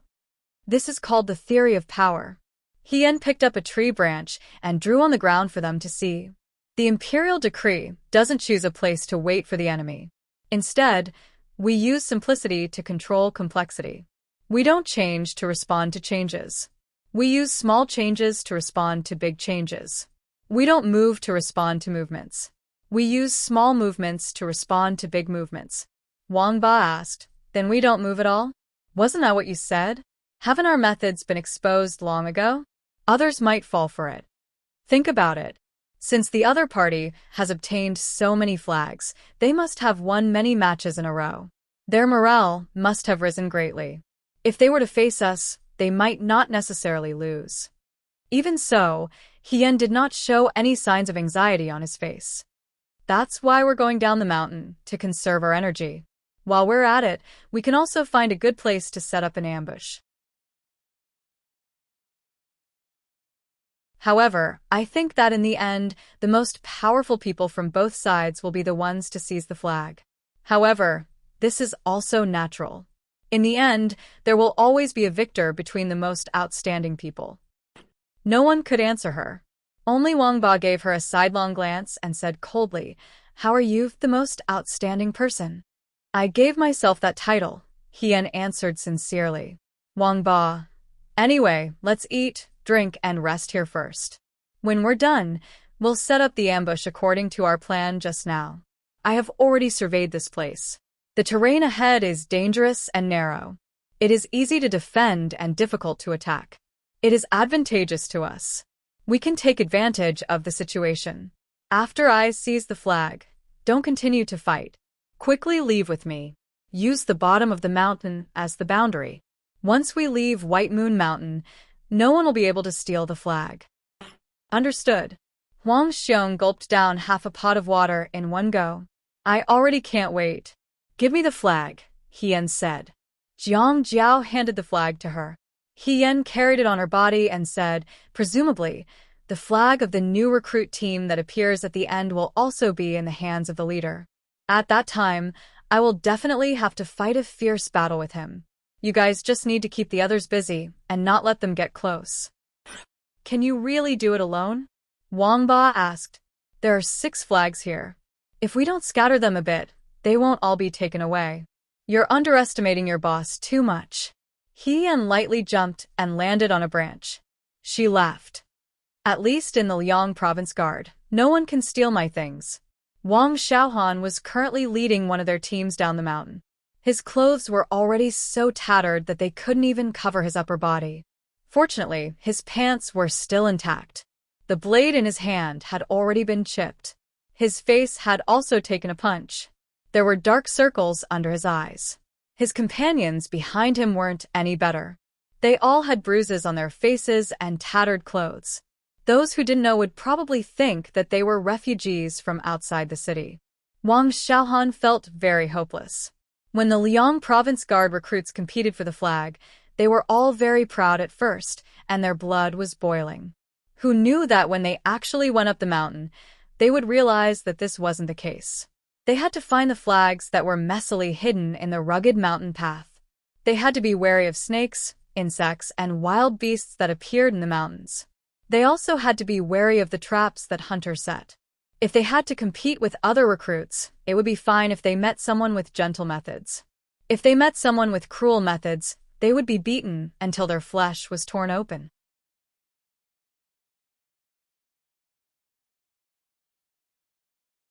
Even though the instructor said that they wouldn't harm their lives before going up the mountain, but in a fight, it was impossible to come out unscathed.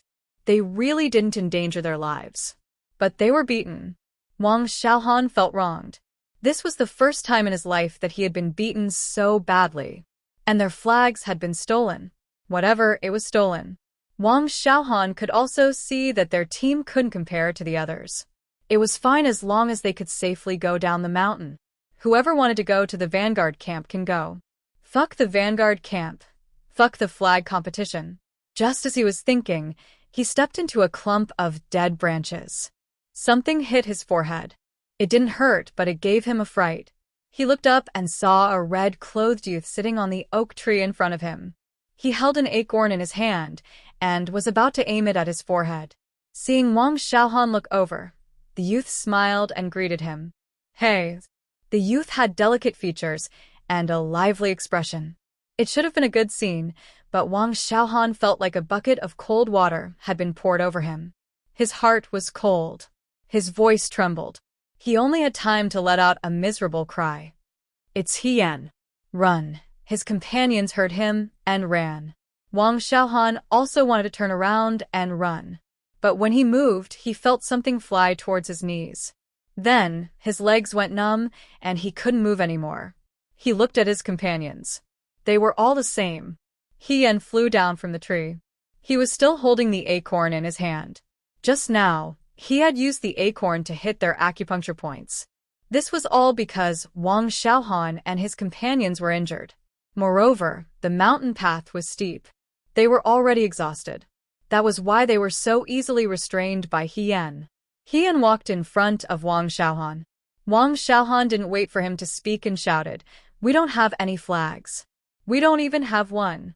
Wang Ba and the others also came out from the shadows.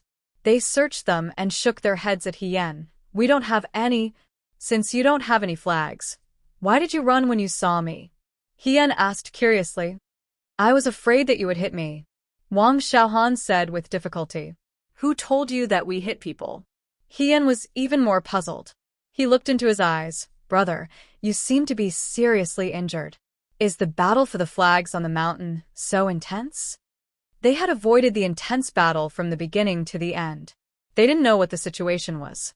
Now that they saw Wang Xiaohan and his companions' miserable state, they were all glad that they didn't fight with the recruits. No one was willing to be beaten black. We heard that you stole a lot of flags," Wang Xiaohan stammered, "and your methods are sinister and cruel." Wang Ba was not happy. "Who the hell is talking nonsense? Do we need to be cruel to be here? Who is trying to ruin our reputation?"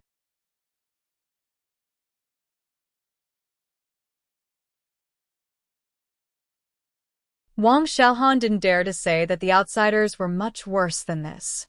They directly said that Hien and his companions were a motley crew. "You just came down from the mountain, right?" Hien asked. Wang Xiaohan nodded. "You didn't even have a single flag. Why did you come down the mountain?"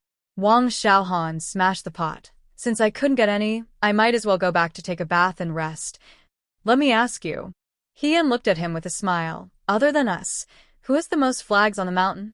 "It's Lei Ho." "Lei Ho?"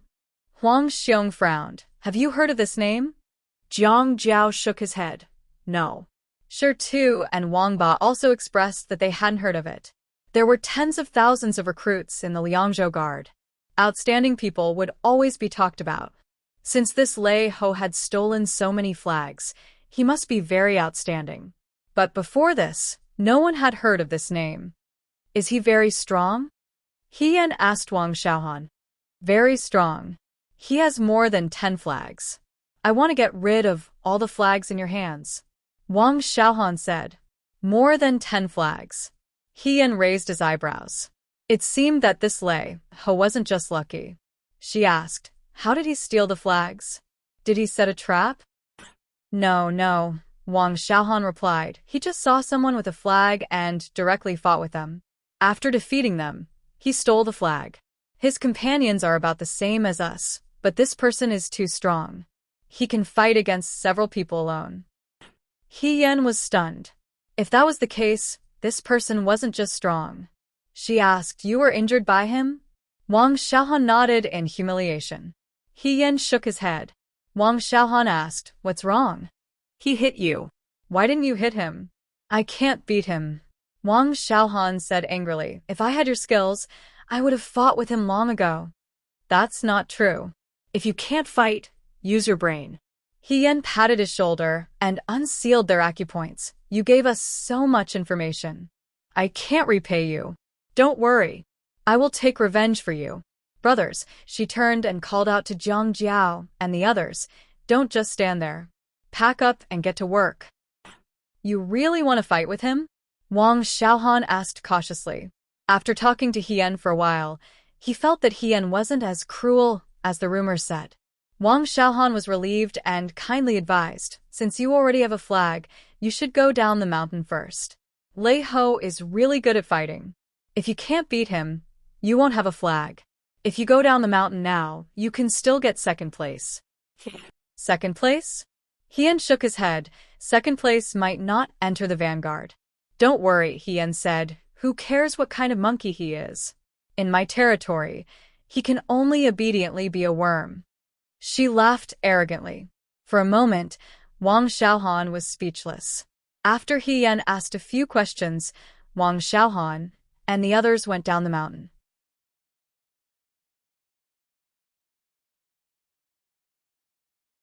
They were probably afraid that if He Yan and Lei Ho fought, they would be implicated. They ran very fast and disappeared in a few moments. Jiang Jiao turned and looked at He Yan. From what he said, that Lei Ho is very strong. Don't worry, He Yan said. I'm even stronger. She was so confident that the others didn't know what to say. He Yan estimated the time. Lei Ho and the others should be going down the mountain soon. He urged everyone to quickly hide and not waste any time. After hiding for about the time it took to drink a cup of tea, someone's footsteps were approaching. There were a total of 5 people. The other 4 were at the back, and 1 was at the front. The one at the front should be the leader of the 5. He was about 20 years old and was a young man. He was tall and thin, with a dignified appearance and bright eyes. He walked in front of the dense forest and suddenly stopped. He stopped his companions behind him and said, Wait, Big Brother Lei? His companions asked. In the dense forest ahead, there is a faint murderous aura. I'm afraid there is an ambush here. Ambush? His companions found it strange. Why would someone dare to ambush us? Their group, relying on Lei Ho alone, had snatched all the flags from the hands of the recruits on the mountain. Other people didn't even have to talk about an ambush. When they went down the mountain, they were very ostentatious and didn't hide at all. This was because no one could beat Lei Ho. We only have 14 flags in our hands, Lei Ho said. We don't know where to find the remaining 6. Aren't the remaining ones in He Yan's hands? That's right. Lei Ho looked at the dense forest ahead. So the one who set up the ambush here is most likely He Yan. The group looked at each other. After a while, someone asked, Then what should we do? No one in the Liang province guard didn't know He Yan. He could be considered a 1 in 10,000 talent. Although Lei Ho is also very powerful, if the two of them fought, it was hard to say what the result would be. Good timing, Lei Ho suddenly smiled and said, He's here. Let's snatch all his flags and not leave a single one for others. These words were full of confidence and made everyone's blood boil. His companions all said good. Lei Ho said again, You guys go deal with the others. Leave Hien to me. He didn't know that, coincidentally, Hien also thought the same. Lei Ho took a few steps forward. The path was narrow and there were dense forests on both sides. He didn't go forward. He only shouted to the front, "This one is Lei Ho. Come out, Hien." I know you're here." A young man's light laughter suddenly sounded from the tree. Lei Ho raised his head and looked up. The young man was leaning against a tree branch with one hand supporting his head. He seemed to be taking a nap. Her gaze was regretful. She said, "Brother's eyesight is too good. I can't hide it." "You hid it well." Lei Ho also smiled.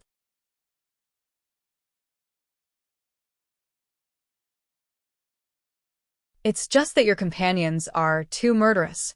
Hien thought helplessly. What could he do? One was a bandit, one was a hero of the forest, one was a young master of a martial arts school, and one was a hunter born and raised in Shuajing. All of them had been through bloody battles.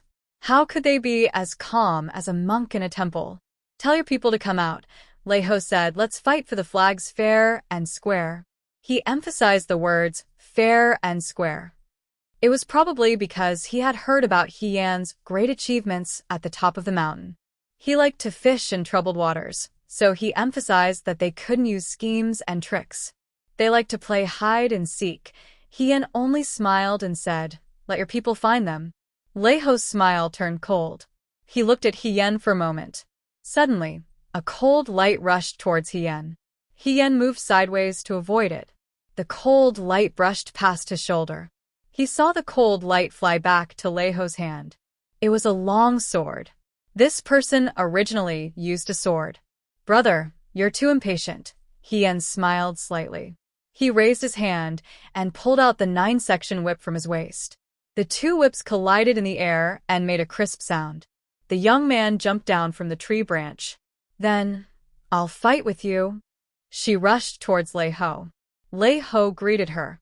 Behind him, Lei Ho's companions also wanted to help.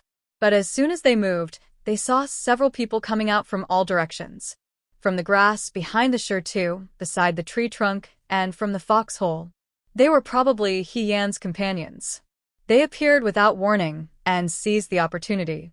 Lei Ho's people were caught off guard and could only suffer such a loss. They were all beaten up a few times. Since they came up the mountain, they had been invincible. When had they ever been beaten up? For a moment, they were more shocked than angry. Wang Ba waved his axe and rushed into the crowd. Your grandfather, have long wanted to come out and fight.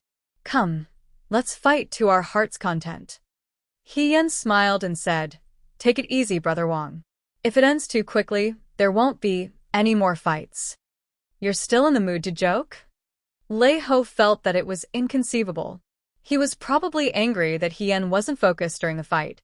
He didn't hold back and stabbed his sword towards Hien's chest. Hien slightly frowned and looked at Lei Ho with a cold expression. The recruits came up the mountain to fight for the flag. The goal was to fight for the flag, and not to fight. Therefore, the instructor would remind them not to harm their lives.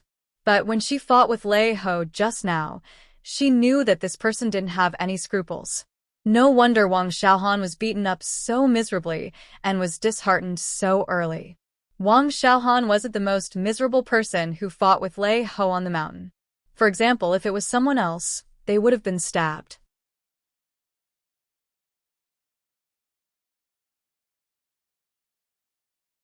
He really didn't hold back at all. Seeing Hien's expression change, Lei Ho's eyes flashed with contempt.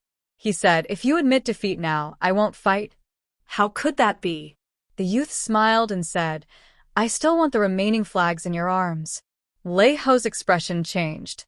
All the flags were indeed in his arms. First, it was because he was the one who stole the flags. If he had them, his companions wouldn't have any objections. Second, if he had them, no one would dare to steal them. He didn't think that Hien would see through him. He sneered and quickly pointed his sword at Hien.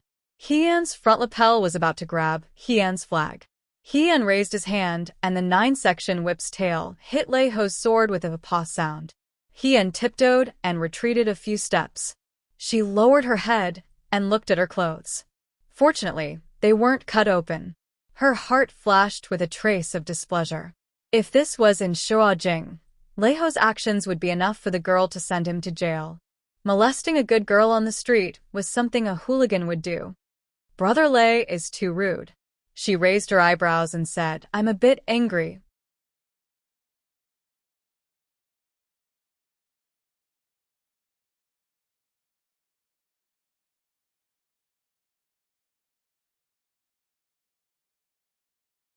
Chapter 83. I'm a little angry. As soon as he said this, Wang Ba and the others all looked at Hien at the same time. Sure Tu had spent the most time with Hien, so he knew that Hien was a good-tempered person. Even when Wang Ba had tried to steal her meat bun, she had only defended her food. She had never seriously said that she was angry. But now, this monkey, who came out of nowhere, had actually made Hien angry. Leiho laughed. Brother He, swords have no eyes. Don't take out your anger on me. You'll have to be able to hurt me first. Hien smiled. He flipped backward and was already behind Leiho. His 9-section whip was like a long snake, nimbly swinging. Leiho dodged, but the whip seemed to have eyes. He didn't shake it off. Instead, it brushed past his cheek. In a split second, a red mark appeared on Leiho's face. Because it was the tail of the whip, there was no blood. Even so, Leiho's expression was very ugly. Brother Lei, swords have no eyes. Hien hooked his finger at him. Don't take out your anger on me. Leiho didn't say a word. He held his long sword and rushed forward. His movements were skillful, and his murderous aura soared. He was completely different from the new recruits who practiced in the martial arts field. The tip of his sword was aimed at either Hien's throat or Hien's heart. It was very vicious. In contrast, the youth's movements were much gentler. He was originally thin and delicate, but he didn't seem tired at all. It was as if he had endless energy. He swept and entangled Leiho's sword, preventing it from moving forward an inch. Hien didn't want to hurt Leiho's life, but Leiho didn't think so. She thought about it several times in her mind. It seemed that unless she completely defeated Leiho, as long as Leiho had one breath left, he would not give up and chase after her to snatch the flag. However, after exchanging blows with Leiho, it gave birth to a strange feeling in Hien's heart. This strange feeling was indescribable, but it made her feel as if something had been overlooked, causing her to feel uncomfortable all over. While he was thinking, a saber and sword gleam came from the side. Hien was startled and leaned back to dodge. His sleeve was cut open in a split second, and the wind leaked in. Leiho stared at her and said with bright eyes, At this time, it seems like we shouldn't be distracted. I was just thinking about how to calm you down. Hien said, Brother Lei, are you a little annoyed that no one has told you? Such blatant provocation, coupled with her smiling expression, could really make an ordinary person explode in anger. Leiho's face immediately darkened, and he raised his sword to stab. Hien smiled slightly and threw out her long whip. The whip circled around her body like a long snake, and unexpectedly, the tip of the sword couldn't move an inch. She was still smiling.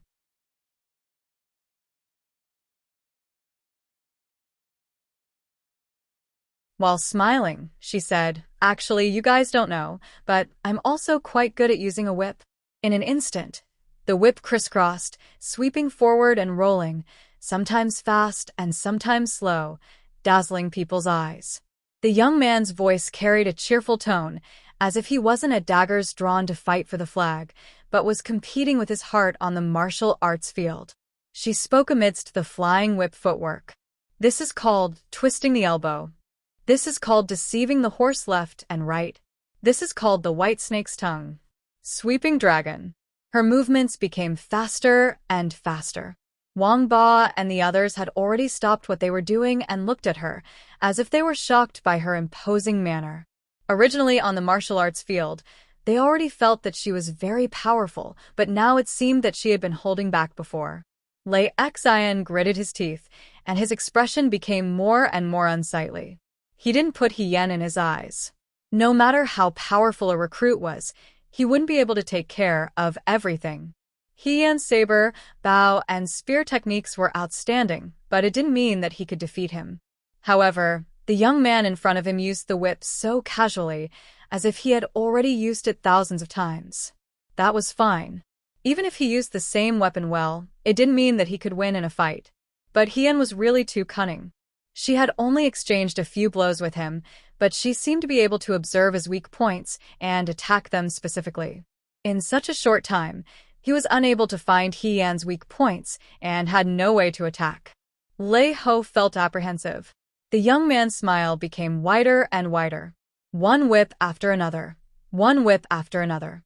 Lei Ho felt that the long whip in front of him was like a spinning wheel, but also like a hard and fierce steel rod. It was like a worm or a dragon, with endless changes. He couldn't help but feel a little dazzled. In this dazzling moment, he saw the long whip coming towards his face again. Lei Ho subconsciously used his sword to block it. In the next moment, the whip made a mischievous turn and went straight for his chest. Lei Ho knew that something was wrong, but it was too late. The whip seemed to have grown eyes, and it directly wrapped around the dozens of flags in his bosom and pulled them back. Lei Ho wanted to use his sword to block the long whip, but the long whip could be retracted and released at will. How could it be entangled by his sword? It slipped and fell into Hien-Yan's hands. This is called the golden silk gourd. Hien weighed the flag in his hand and said with a smile, "Thank you, Brother Lei, for tying it up for me." Lei Ho was conceited. He felt that none of the recruits on White Moon Mountain today could defeat him. Therefore, he was extremely arrogant when he put the flags. He directly tied them up with a rope and put them into his bosom.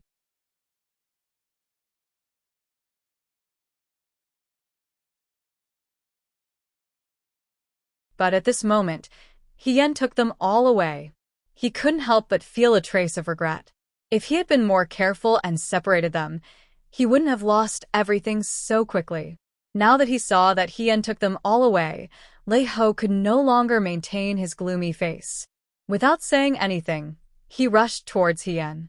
Hien retreated a few steps and said with a smile, "Once it's in my hands, it's mine.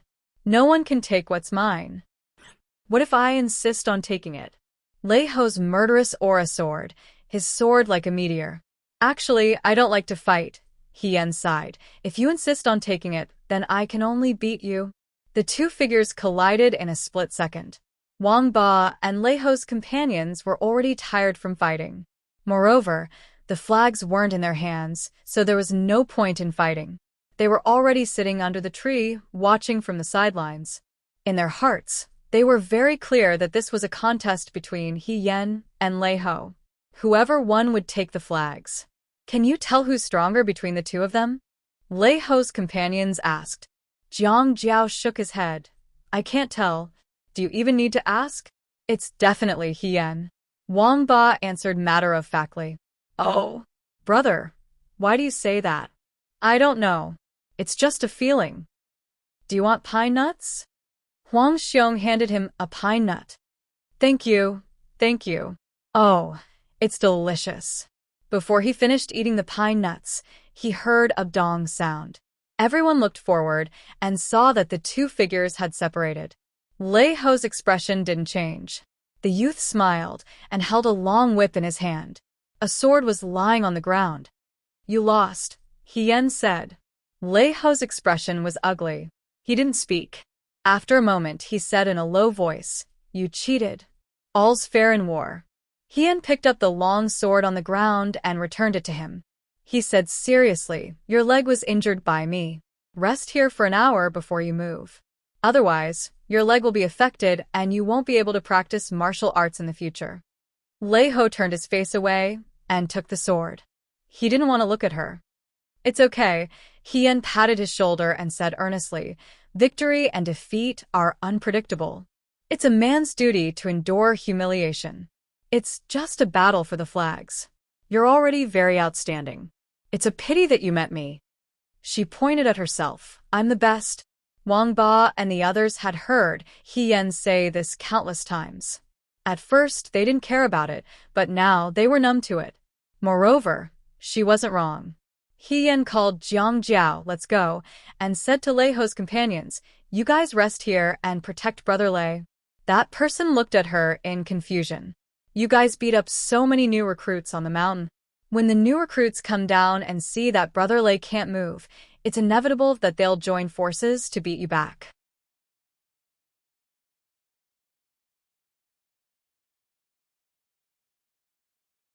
That's why I said, she said righteously, don't think that evil is small. Lei Ho's group was left behind. Zhang Jiao and the others followed Hian down the mountain. He said you cheated. Huang Xiong couldn't help but ask, how did you cheat? Actually, I wasn't trying to trick him. I was just purposely showing him a few flaws. Hian shrugged. He wanted my life, and I just wanted him to be unable to leave, unable to catch up to me. He misunderstood my intentions, so. That monkey isn't that strong. Wang Ba didn't comment. He said he was strong, but he lost so quickly. So weak. That's where you're wrong. Hian shook his head and laughed. He really is strong. Among the new recruits of the Liangzhou Guard, if I wasn't there, he would be the number one. Hian had fought with this person before. She didn't know what this person used to do, but he didn't look more than 20 years old. Thinking about it, he must have practiced martial arts for at least 10 years. His skills were profound, and his techniques were skillful. If there was a flaw, it would be that his killing intent was too strong. Even though he didn't take lives, with his fighting style, it was very likely that he would seriously injure his companions. It was because his skills were too good that his method of capturing the flag was so simple and crude. However, capturing the flag was never a matter of setting up an arena. Whoever could fight to the end would be the winner.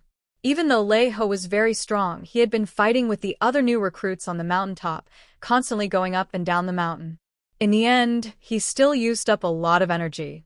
When he fought, it was fine if it was only for a short time, but after a long time, his flaws became very obvious. Hian went up and down the mountain today with the 5 of them. Wang Ba and the others also put in serious effort. Other than making arrangements, Hian didn't really fight many times. Because she was full of energy, she also had enough energy to look for Lei Ho's weaknesses. He really won't follow. Zhang Jiao was still a bit doubtful, and frequently looked back. I think we should go faster, in case he follows. Don't worry, Hian said. Unless he doesn't want to continue practicing martial arts in the future, he won't follow. But what you said makes sense. We should leave the mountain as soon as possible. In the room of the city guard, a game of Go was still unfinished. Shun Han's mind was preoccupied, and he didn't have the mood to play Go. The youth in front of him didn't seem to be anxious at all, nor did he care about the outcome of the battle for the flag. He leisurely drank tea and played Go, so calm that it made one's hair stand on end. The black-clothed imperial bodyguard came in from outside, walked to Xiao Ju's side, and quietly said, Hian bumped into Lei Ho and fought with Lei Ho.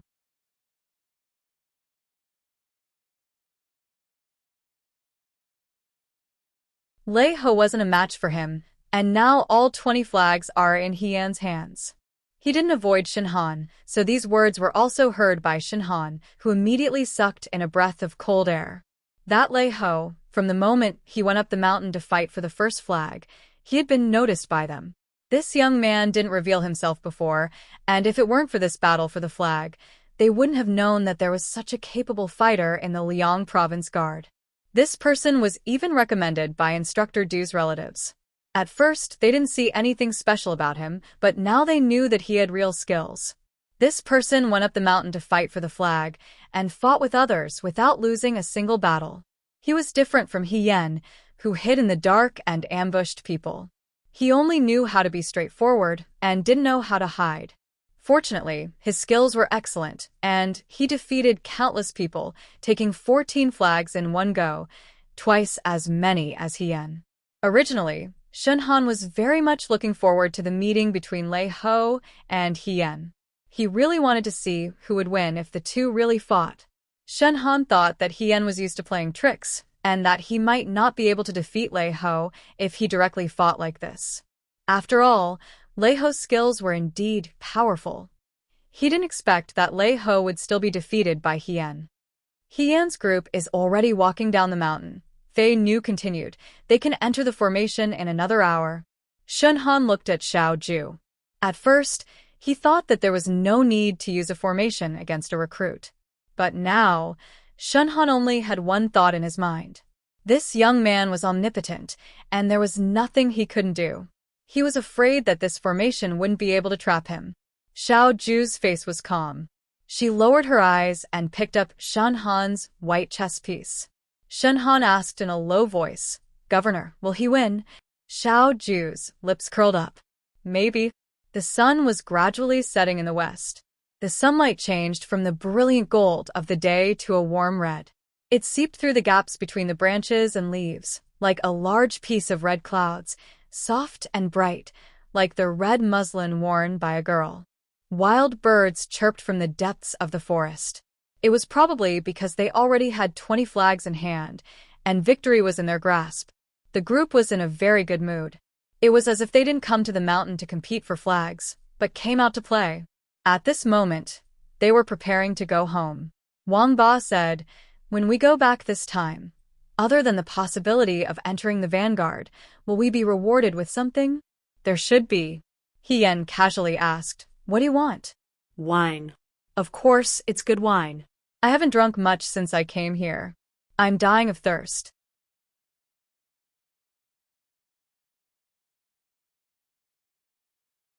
Wang Ba complained, "If I could have wine to drink, I would have more strength than I do now."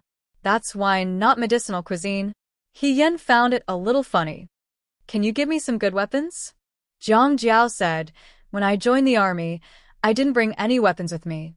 The long spear in the training field isn't very convenient to use. If I could be rewarded with a good long spear, that would be good." Huang Xiong touched the prayer beads on his neck and said, "I just want to eat hot beef. Drinking big bowls of wine and eating big chunks of meat. That's the way to live." Tu pondered for a long time before saying, "Bring Xiao Mai up the mountain. He has always wanted to hunt rabbits." Out of the 4 people, 3 of their wishes were related to eating and drinking. He Yan didn't know whether he should praise them for having no desires. Zhang Jiao asked, "What about you? What do you want as a reward?" Me? "I don't want anything." He Yan said, "If I can enter the Vanguard Battalion, I'll be very happy." "You're really thinking about making a name for yourself," Wang Ba said sourly. "Of course. I'm so powerful. Wouldn't it be a pity if I didn't make a name for myself? I'm also hoping to be recognized by the governor and become his bodyguard or something." He Yan thought that if that was the case, he could meet Xiao Ju every day and find out news about the He clan. Just think about it. Wang Ba rolled his eyes. "If you succeed, I'll call you Dad." He Yan. As they were talking, Huang Xiong stopped and said, "Have we been going around in circles? Why do I feel like we've been here before?" "Forget it." Wang Ba said, "Do you know the way?" "I also feel like we've been here before," Zhang Jiao said. He Yan didn't say anything. Tu took out a straw rope from his pocket and walked to a tree in front of them. He reached out and tied it to a tree, saying, "The mountain path is complicated and the trees look similar. It's normal to make a mistake. Let's continue walking." The group continued walking. After walking for a while, they saw a tree in front of them. The straw rope that Tu had tied to the tree was tied to it. This time, everyone was silent. After a while, Wang Ba opened his mouth. His voice trembled slightly. He said, "Are we going around in circles?" The more he spoke, the more excited he became. He rambled on. "I heard from one of the advisors on our mountain that he started walking on the mountain path the night before. When he reached a certain place, no matter how he walked, he kept walking in circles. He had no choice but to sit down and sleep in his clothes. The next morning, well, guess what happened?" He deliberately kept them in suspense, but no one answered him. Wang Ba said angrily. When he woke up, he found himself in a graveyard. He Yan face-bombed. "Brother Wang, now is not the time to tell ghost stories. What are you afraid of?" Huang Xiong said in a low, muffled voice.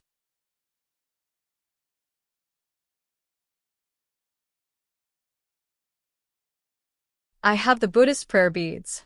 Demons and ghosts can't get close to me. But you," he turned to look at He Yan. "Did you remember the way wrong?" "No," He Yan said. "Then why did you suddenly get lost?" Zhang Jiao was also puzzled. Although Mount Baiwe was big, it wasn't to the extent of getting lost. They were fine when they came up, so how could they not find their way down the mountain? We are indeed going down the mountain, Hien said, but we are also going around in circles here. A thought flashed through her mind, and she walked to the tree with the straw rope tied to it. She looked around for a bit. This was a wild area. The trees were not as dense as the ones at the top of the mountain. The ground was overgrown with weeds, and there were a few pieces of shertu scattered everywhere. Shertu? Hien's heart skipped a beat. She walked a few steps forward and saw a pile of rocks. She bent down to take a closer look. A few huge rocks were randomly piled together, without any shape. They looked like they were casually moved here by the hunters when they were resting on the mountain. "Why are you staring at this pile of shertu?" Wang Ba asked. "Are there words on it?" Hien straightened up and said, "There are no words on it, but this is why we can't get out." What? Jiang Jiao and the others also gathered around. They were all looking at the shertu, but they couldn't figure out what it was. Shertu frowned and asked, "What is the meaning of this?" Chimen Duanjia, the 8 gates of life: injury, rest, obstruction, view, death, shock, and opening. "Someone set up a formation here," Hien said. "We entered the formation, so we're going around in circles." Everyone could understand her words separately, but they didn't understand when she put them together. Everyone looked at her. They didn't even know where to start asking questions. Hien was also puzzled. There was no sign of Wang Xiaohan anywhere. This meant that Wang Xiaohan and the others had already gone down the mountain. They couldn't have broken the formation. This meant that there wasn't one before. Then why was there one now? Who set up the formation specifically for her? Shenhan? Or Xiaoju?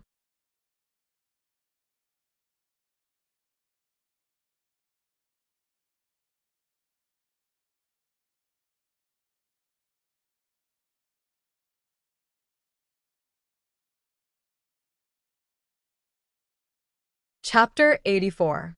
After a while, Wang Ba couldn't help but ask, "What is this formation you're talking about?" "It's a military formation. A general needs to learn how to use troops to set up a formation. The military formation was originally modified by the Chimen Duanjia."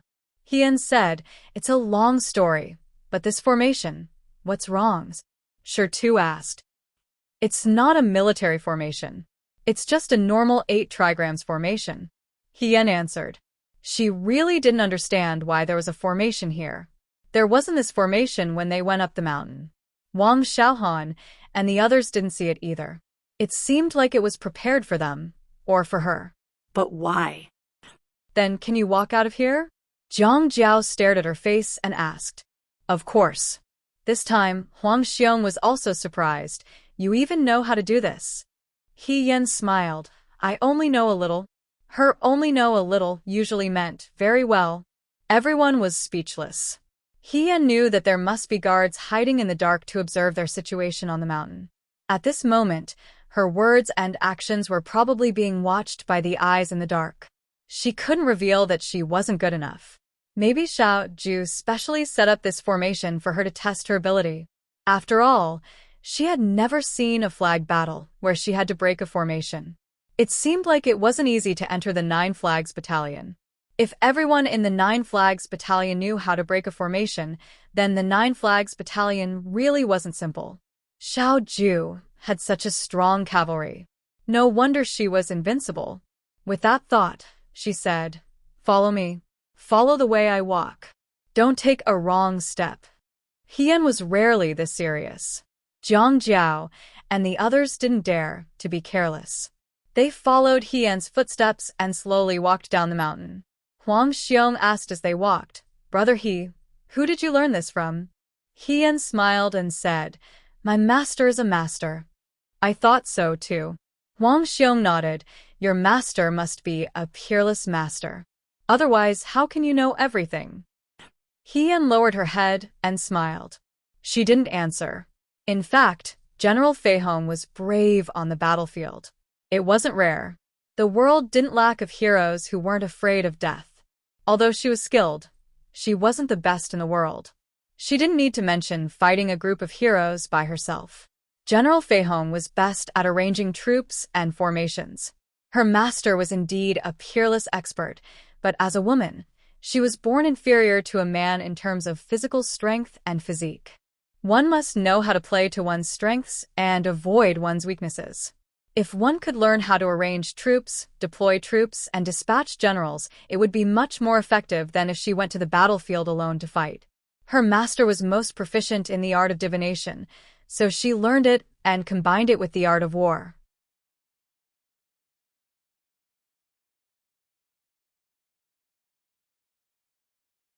Finally, she became a famous general of her generation, Fei Hong. Generals should learn how to train troops and set up formations, but why did the Nine Flags Battalion have to learn this as well? Hien couldn't figure it out. She couldn't find a clue. She could only give up and walk down the mountain. Actually, she could directly break the formation here and destroy it. However, Hien wasn't sure if the formation was prepared for her. If it was prepared for someone else and she destroyed it, what would happen to the people who came after her? Therefore, she led Jiang Jiao and the others out through the life gate. Breaking the formation was as easy as flipping her hand for her. She was familiar with it. However, in the eyes of the secret watchers, it was a big deal. Ma Damei and Liang Ping were hiding in the dark. When they saw Hien and the others leave, they opened their mouths and looked at each other. They saw the surprise in each other's eyes. He left just like that? Liang Ping stuttered.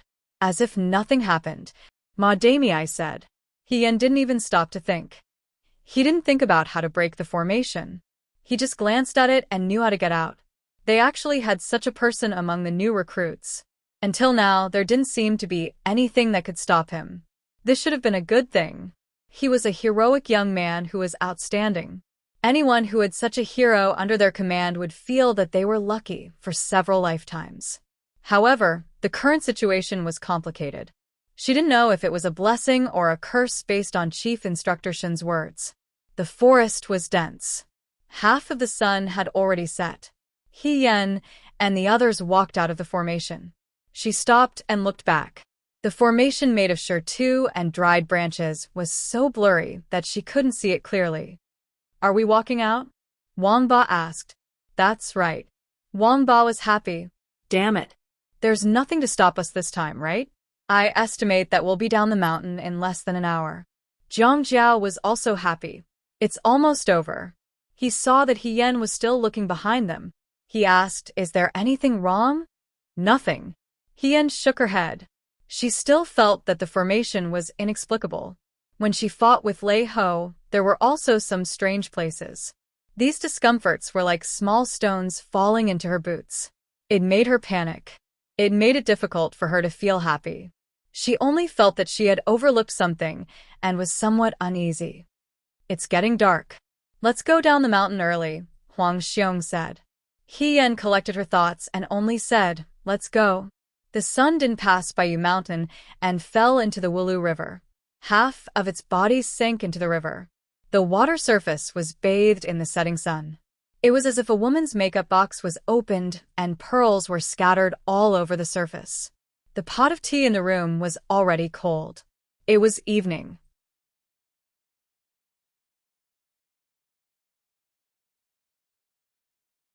The wind was soft and the curtains were green. The autumn scenery was far away. Two people were playing chess. One of them was anxious and the other was calm. Someone walked in from outside and said, "The first team is down the mountain." Shen Han looked at Fei Nu and waited for Fei Nu to say the name. "It's Hien." With these 3 words, Shen Han's body leaned back slightly. His entire body relaxed. This result was both unexpected and reasonable. He had long guessed that this would be the result, but he had some doubts. Now that his suspicions were confirmed, he was momentarily at a loss. The black piece was placed. The youth in front of him raised his head and said indifferently, "You've lost." Shen Han. Governor's chess skills are superb. I'm ashamed of my inferiority. In this half-day, he hadn't won once. He didn't know why Xiao Ju was in the mood to play chess like this. "Governor, they've gone down the mountain. Should we reward them now?" "No need." Xiao Ju curled her lips. "Du Mao will do as he sees fit." 5 days from now is the Mid-Autumn Festival. We'll reward them on that night. Regarding the Vanguard Battalion, should we let Hien enter? Shun Han asked hesitantly. Hien had already won first place. Naturally, he should enter the Vanguard Battalion. But his identity was suspicious. Right now, they didn't know if he was a friend or foe. Wasn't it a bit inappropriate to hastily agree? No. The youth stood up and looked at the osmanthus trees outside the window. The osmanthus trees had bloomed, and their fragrance assailed their nostrils. Together with him, he looked like a gentleman. He said, "Let Lei Ho enter the Vanguard Battalion." After the battle, they came down from the mountain and arrived at the city guard station in less than an hour. There were a few torches outside the martial arts practice field. Everything was as peaceful as before. There was no instructor guarding the door. There was no scene of celebration as they had imagined. They looked at each other in dismay. I thought there would be a celebratory feast. Wang Ba was a bit dissatisfied. Why isn't there anything? Just as they were speaking, someone in the martial arts practice field saw them and walked over. It was only when they got closer that they saw that this person was Du Mao. Du Mao wasn't as excited as when he saw them off. His expression was very calm. When he saw them, he asked, "Where are the flags?" Hien took out a bunch of flags from her bosom. Her bosom was bulging from the flags. She suddenly handed them over to someone and felt much more relaxed. Du Mao counted, 20 flags. That's right. Zhang Jiao was still a bit excited. He couldn't help but ask, "We should be first, right?" "We are first." Du Mao nodded and put away the flags. He said to them, "Go take a bath and rest first. Tomorrow morning you can rest for 2 more hours before coming to the martial arts practice field. You've worked hard today."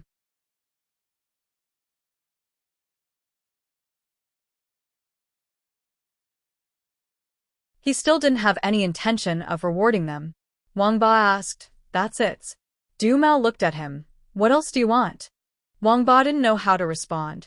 He felt wronged for some reason. Du Mao said, "I'll go back first to report to the head instructor. Don't stay here. You're all sweaty. Wash up and eat something." Then he didn't care about them and turned to leave. He was really heartless. Looking at Du Mao's back, they felt the night wind become a bit colder. Wang Ba saw that Du Mao had walked far away. Only then did he dare to point at his back and ask, "No. What's the meaning of this? He's just going to leave us here? He has to give us an explanation.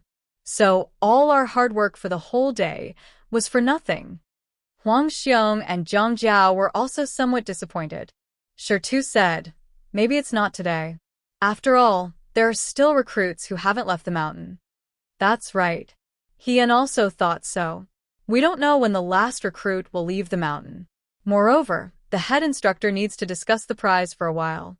It's not something he can think of immediately. Wang Ba glanced at her and said sourly, "Of course you don't care.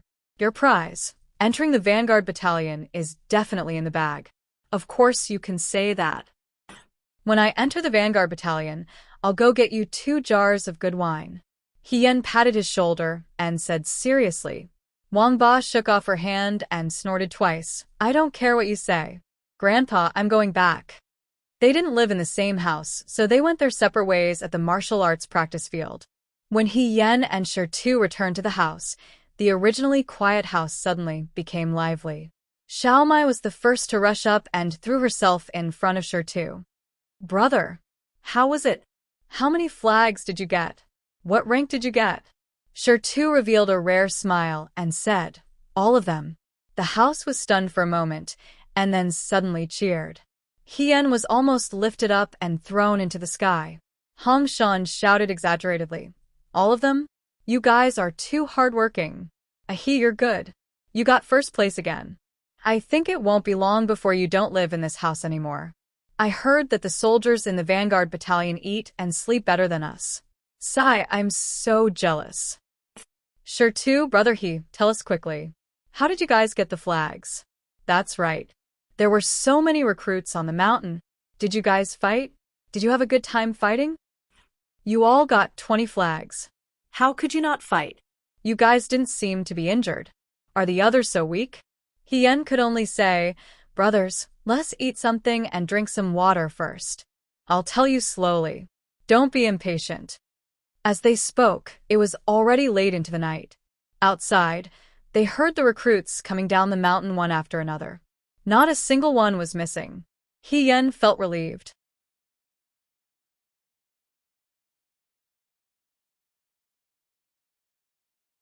When it was late at night and there was no one around, he sneaked to the riverside to take a bath.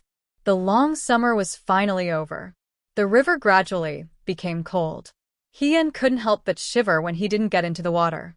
She was a little worried. It was still okay in summer and autumn, but in winter, she couldn't go to the bathroom with the recruits to take a cold shower. She didn't know how cold the river would be. The cold was secondary. What excuse could she use to explain why she didn't use hot water and instead took a cold shower in the river? Other people would think that she was crazy. Therefore, she had to enter the Nine Flags Battalion as soon as possible. Xiao Ju didn't lack money, and he was also a young master. He wouldn't mistreat his confidant. It would be more convenient than now. Hien's body gradually adapted to the cold. She splashed some water on her body and used Xiao Mai to wipe her spleen. All the new soldiers had already left the mountain, and there was no news of anyone falling down. This also meant that the array on the mountain path should have been removed after Hien and the others left. The formation was indeed prepared for her. Hien thought that Xiao Ju really wanted her to enter the Nine Flags Battalion and deliberately tested her qualifications. Since that was the case, Xiao Ju should be satisfied with her after she passed the test. She would definitely enter the Nine Flags Battalion. In the future, she still needed to perform more. This way, the more satisfied Xiao Ju was with her, the more likely she would become his confidant. It would be best if she could become his right-hand woman. Hien always felt that something was wrong when she fought with Lei Ho today. She thought about it but couldn't figure out what was wrong. Even now, she still felt the same. She could only shake her head and think of a reason to fight with this person again in a few days. Maybe she could figure out the crux of the problem. However, this person didn't show any mercy. She still had to be careful. Hien rinsed the foam off her body and wiped her body with a cloth. Then, she put on her clothes and walked back to her room. Ever since she bumped into Xiao Ju at the Wulu River, Hien had to walk very far away every time she took a bath. She didn't want to bump into him again. No matter how she thought about it, she had been very cautious as a new recruit. The next day, all the recruits who went up the mountain the day before rested in their tents for 2 hours. Chung Lisu came to find Hien. Young Master Chung brought 2 round pomegranates for Hien. He sat cross-legged on her couch and said, "I only found out last night that you guys went to fight for the flags. My uncle locked me in my room for the whole day. I copied books for the whole day. If I knew, I would have come to see you guys."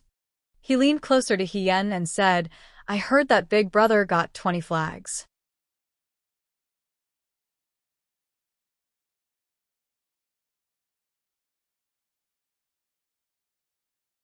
This time, you are the #1 recruit in Liangzhou." Hien smiled and opened the pomegranates that Chen Lisu brought. The pomegranates were big and round. The insides were already ripe. When he opened them, each one looked like red crystals. Just looking at them made one's mouth water. Hien picked up a few and ate them. He answered, "I was just lucky. Big Brother, you're good at everything. You are just too humble." Chung Lisu said seriously, "How can this be called lucky? You are very good."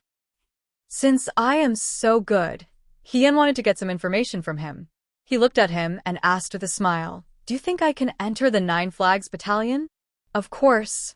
Chung Lisu swallowed the word "of course." Originally, this was something that went with the flow and couldn't be more normal. However, Chung Lisu still remembered that not long ago, when Xiao Ju got the information from his mouth, his attitude towards Hien didn't seem to be one of admiration. "I think that, Big Brother, you have already proven to everyone that you are the #1 in the Liangzhou Guards. There is no doubt about it." Chung Lisu carefully chose his words. "Any ordinary person would choose you to enter the Nine Flags Battalion." His words were very clear. Any ordinary person. However, Xiao Ju was not an ordinary person. Therefore, no one could say for sure what the result would be. Hien did not detect the trap in Chung Lisu's words. He was probably too confident in himself.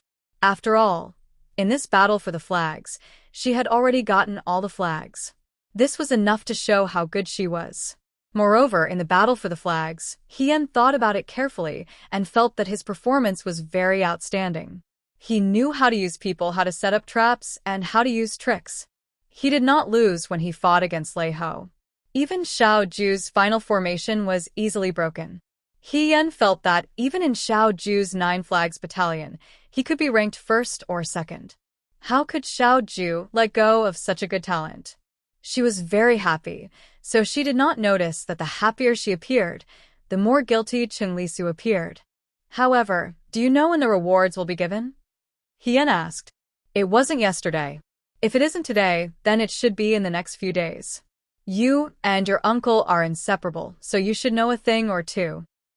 Chen Lisu sighed in relief. He could answer this question. She said, Isn't it almost mid-autumn? On the night of the 15th of the 8th month, the rewards will be given in the barracks. Hien was slightly startled. Mid-autumn? Yes. Chen Lisu sighed. Time really flies. I feel like I haven't been in Liangzhou for long, and it's already mid-autumn. Hien looked at her. This usually energetic young man had a rare look of worry on his face.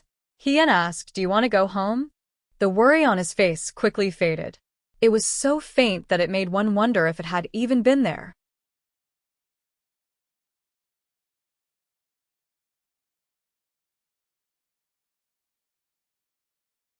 Chen Lisu flung her sleeves and said angrily, How is that possible? Is it because Liangzhou's scenery is bad, or is it because my uncle is ugly? Why would I want to go home? I'm simply too happy here. I don't want to go back and get married. Hien. At this age, children usually yearned for more freedom. Chen Lisu turned to him and asked, Big brother, what about you? Do you want to go back? The young man lowered his eyes. The shadow of his body made it difficult to see his expression clearly. Her voice was also smiling, but there was a hint of disappointment in it. She said, It's okay. I don't really miss home. The next few days were as usual. The discussion about the battle for the flag was only lively in private among the recruits. Everyone was talking about what kind of reward the first-place winner would receive. The instructors were very calm. They were very tight-lipped and did not reveal anything. The more they thought about it, the more excited they became. The autumn moon became more perfect day by day. In the blink of an eye, for days had passed and mid-autumn arrived.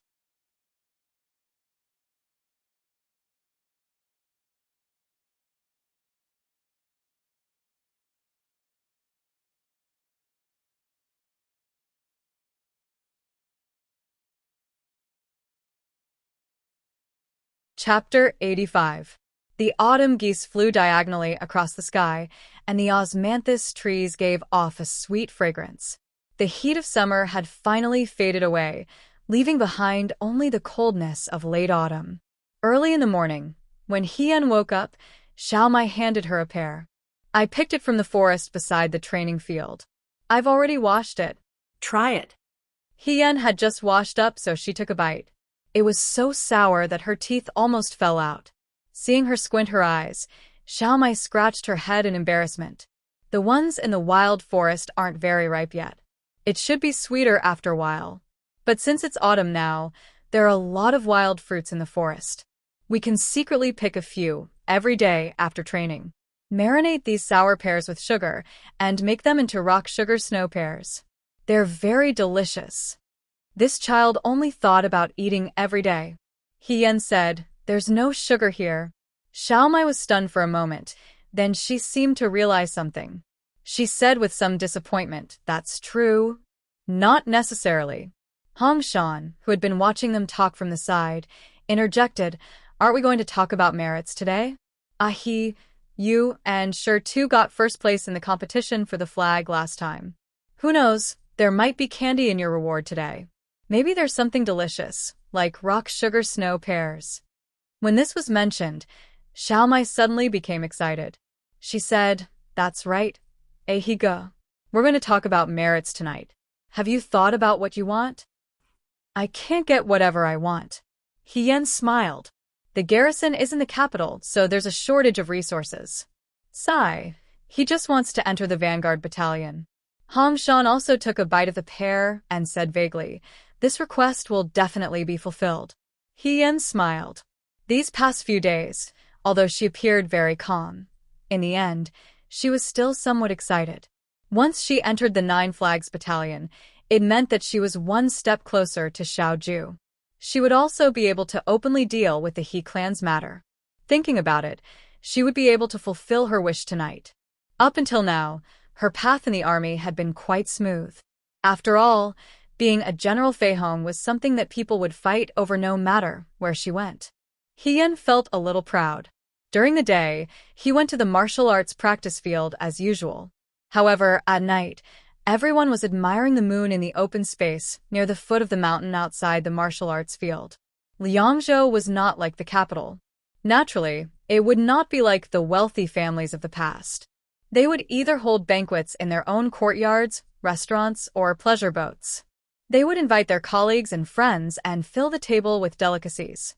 Admiring the moon in Liangzhou was nothing more than lighting a bonfire.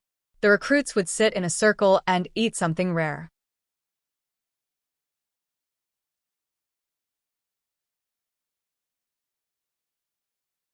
Perhaps there would be rice wine.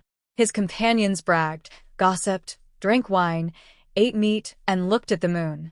That was all. In the afternoon, Hien went back to his room and changed into a clean set of clothes. The new recruits of the Liang Province Guard had uniforms for spring, summer, autumn, and winter. They could wear spring and autumn clothes, and there were two in total, one red and one black. The style was simple and resistant to dirt. Hien changed into a red one and went to look for Chung Lisu. Chung Lisu had already come to the martial arts arena in the morning and told Hien to look for him in his room in the evening. Hien guessed that Chung Lisu wanted to give him something to eat. As expected, when he saw Chung Lisu, the young man handed her a mahogany basket. The basket was exquisitely made, and there was an image of Chang'e flying to the moon carved on top. When he opened it, he saw neatly arranged moon pastries. The fragrance assailed his nostrils. They were beautifully made and seemed to be delicious. "Hidage, this is for you," Chung Lisu said in a small voice. "The moon pastries distributed by the Liang Province Guard are too rough. I'll give you the ones someone gave me." Hien said, "Thank you." In reality, she was not particularly interested in pastries. However, if she gave this basket of moon pastries to Xiaomai, the child would probably jump for joy. "You've never eaten this before, have you?"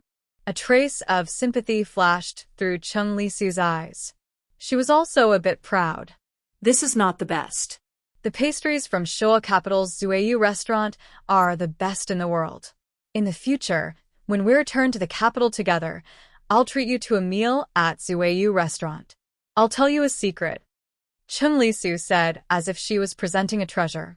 "My uncle also likes the food at Zueyu restaurant." Hien thought that Chung Lisu was the same as He Yunsheng. She worshipped and admired Xiaoju unconditionally. She thought that if she received Xiaoju's approval, then she would not be bad. However, to be honest, Xiaoju was indeed not bad. After he thanked Chung Lisu for her gift, the sky gradually darkened. Hien carried the basket of pastries out the door. At this moment, a bonfire had already been lit in the wilderness at the foot of the mountain. The bonfire was bright. Many new recruits had already arrived and were sitting on the ground near the bonfire.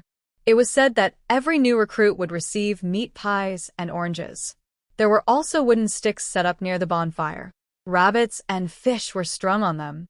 It was obvious that they had been hunted on Baiwa Mountain. It seemed that there would be meat to eat today. Hien was in an extremely good mood. He even swung the basket one after the other. The aroma of roasted game lingered nearby, making people feel hungry. She also saw that there was a large wine jar near each bonfire. The wine was probably not good wine.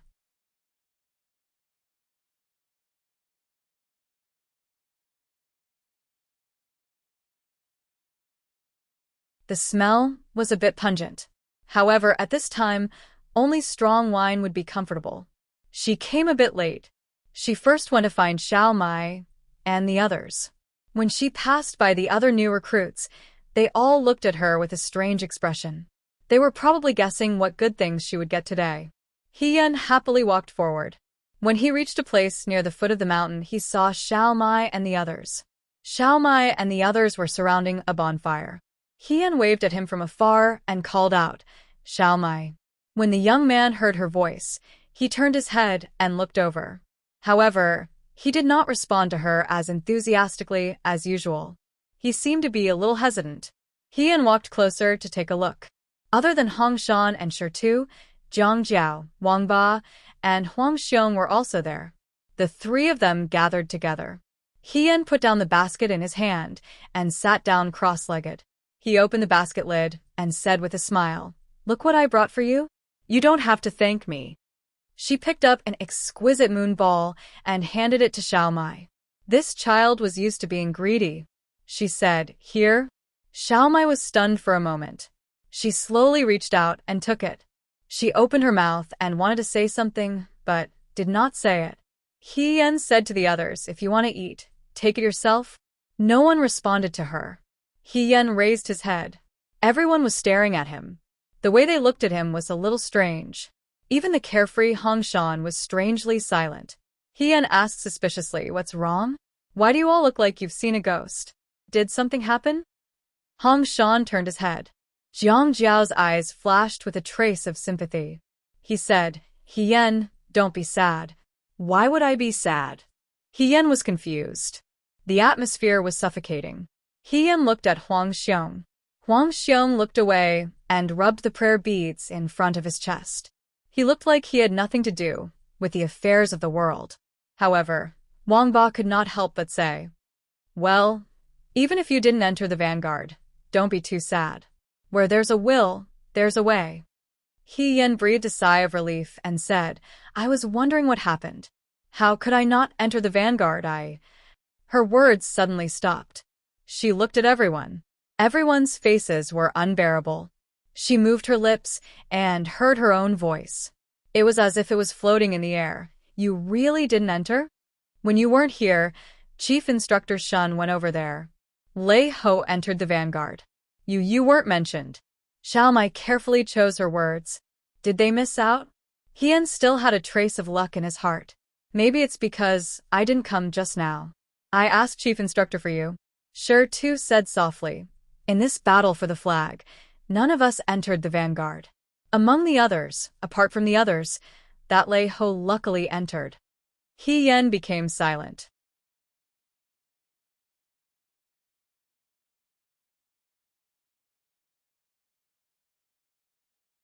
Everyone stared at him nervously. Hien wanted to enter the vanguard. This matter was obvious to everyone. When he first came to Liangzhou, he could barely run while carrying weights. At that time, this youth forcefully endured it for the sake of entering the vanguard. His skills were so outstanding, and he even obtained first place in the battle for the flag.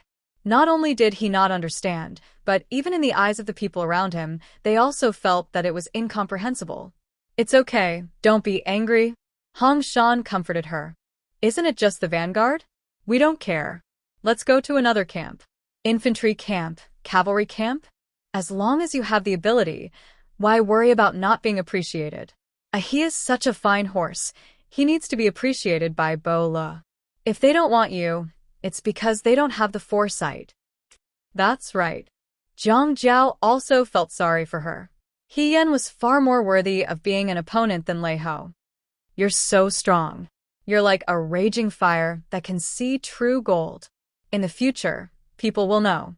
Everyone was talking at once to come for her. But when they saw the youth, who had always been bright and cheerful, for the first time, lowering his head and not saying a word, his entire body filled with dispiritedness and dejection, they gradually quieted down. Hong Shan poked Xiao Mai's arm, indicating for Xiao Mai to say a few words. Xiao Mai was racking her brain to think of something to say when Hien suddenly stood up. Without saying a word, he was about to walk out. Hey, where are you going?" Huang Xiong grabbed him. The youth hatefully said, "I'm going to find Xiao Ju and ask him why he chose Lei Ho and not me. What part of me can't compare to Lei Ho? My name isn't even in the vanguard." Hong Shan was shocked. He didn't think that Hien would angrily call out the governor's name. He hurriedly stopped Hien's movements. You can't be so impulsive. If you go find Military Governor Xiao now, it will only make him unhappy. In the future, it will be even more impossible for you to go to the vanguard. Yes, yes. Xiao Mai clumsily tried to persuade him. Ahigo, Military Governor Xiao might be deliberately keeping you around so that you can do something else, such as go to another battalion. You're so powerful. There's no reason for him not to choose you. I'm powerful. Hien was so angry that his face turned green. Let Xiao Ju stand in front of me, and we fight. I don't think he'll be able to beat me. Jiang Jiao hurriedly covered Hien's mouth. For him to say such words, it could be seen that he was really angry. Everyone was afraid that he would find trouble with Xiao Ju in a fit of anger, so they hurriedly pulled him back to his seat. Huang Xiong said, Young man, don't be so impatient. As long as you're alive, you won't have to worry about firewood. Right now, he's the military governor and you're a new recruit. How can you speak to him as an equal?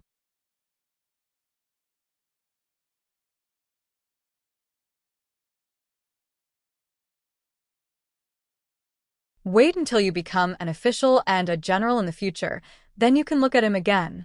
Then we'll have to wait 8 to 10 years. Wang Ba muttered, who knows if he'll become a general. Jiang Jiao also said, this military governor Xiao is really something. We're clearly first, and Lei Ho was defeated by Hien. Why would he abandon Hien and choose Lei Ho? I heard, Wang Ba thought for a moment. That Lei Ho seems to have some relationship with one of the instructors here. They might be relatives. Maybe he got in through the back door. I think these nobles have power and influence, so they don't care about the lower class. Xiao Mai couldn't help but say, Military Governor Xiao isn't that kind of person. There must be some misunderstanding. Wang Ba rolled his eyes at him. Whose side are you on? Xiao Mai didn't say anything. Everyone, Hien suppressed his anger and said, I have a terrible headache. Can you give me some peace and quiet for a while? Everyone immediately fell silent. The bonfire danced in front of them. The night sky was dyed red by the flames. Hien couldn't understand why Xiao Ju would choose Lei Ho to enter the vanguard battalion. She admitted that she had been blind for some time, but compared to Xiao Ju's blindness, she was still far from it. Could it be that she didn't perform well in the Liang Province Guard? She couldn't have performed better. Didn't she fight for many flags? She didn't leave any face for others. She even broke through a formation that a normal recruit found difficult to break. How could Xiao Ju not be moved by such a talent? She wanted to take back her words about Xiao Ju not being bad. Hien only felt his liver hurt from anger. He didn't think that this wasn't the end. After a while, Chief Instructor Shen walked over. Under everyone's gaze, he ordered people to carry a small box over. He said to everyone, You're all here. It's good that we won first place in this flag battle. Tonight is also the Mid-Autumn Festival. This is your prize. Xiao Mai went over and opened the box. She saw a small jar of wine and a few ingots of silver inside. This is 18 immortals. Such a small jar is worth 100 taels, Chief Instructor Shen said with satisfaction. You can drink tonight. Don't be greedy. 18 immortals. Wang Ba smacked his lips. I didn't think that I would be able to drink 18 immortals here. My life was worth it. In an instant, he forgot who was the one who had just cursed powerful nobles. Huang Xiong also swallowed. They were all heroes and loved wine. Moreover, it was precious wine. Even someone as young as Xiao Mai who didn't like wine grabbed an ingot of silver and took a bite. This prize wasn't big, but it definitely wasn't small. Among the joy, Hien appeared particularly unique. She only glanced at the box and suddenly laughed. It seems that our commander-in-chief doesn't have a good life. Shen Han was stunned. He's so poor.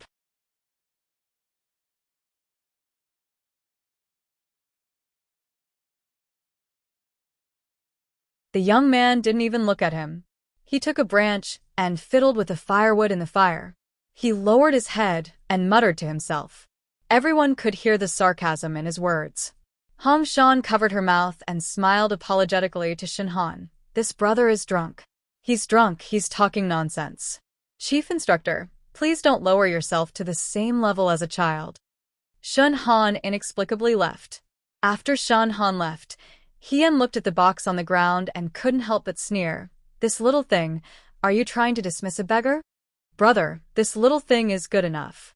Huang Xiong patiently said, you're taking your anger out on him. Hien was suppressing her anger and didn't want to speak. Huang Xiong sat down beside her and held her shoulder. Looking at the dancing flames in front of him, he said in a low voice, young person, don't be disheartened. It's just that you've encountered a hurdle. Look at me. He pointed to himself, you've only lost a chance to enter the vanguard. Back then, I had nothing. He couldn't bear to touch the jar of 18 immortals. He only took the jar of yellow wine and poured 2 large bowls. He gave one to Hien and took the other for himself. He tasted a mouthful, saying, such strong wine. Seeing that Hien didn't speak, he pointed to the prayer beads around his neck, saying, this is my mother's. The prayer beads were dark and flashed with a warm light. It was extremely incompatible with his valiant physique, but she had never seen Huang Xiong take it out before.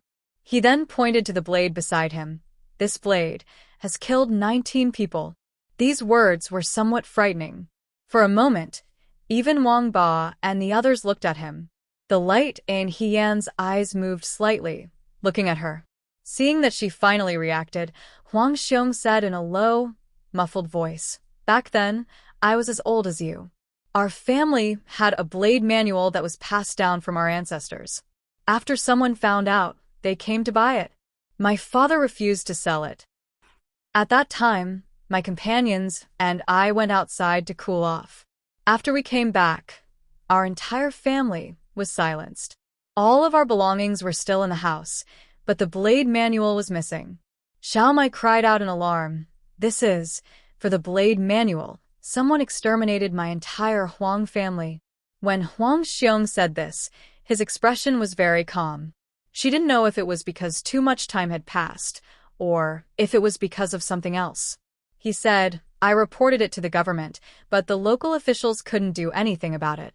Therefore, I personally investigated it. I used up all of my family's wealth and carried a blade for 1,000 li alone, searching for traces of the culprits. After a full 3 years, I finally found where they were. I was afraid that I wouldn't be able to take revenge and would instead lose my life. I wasn't afraid of death, but I didn't want to die in vain.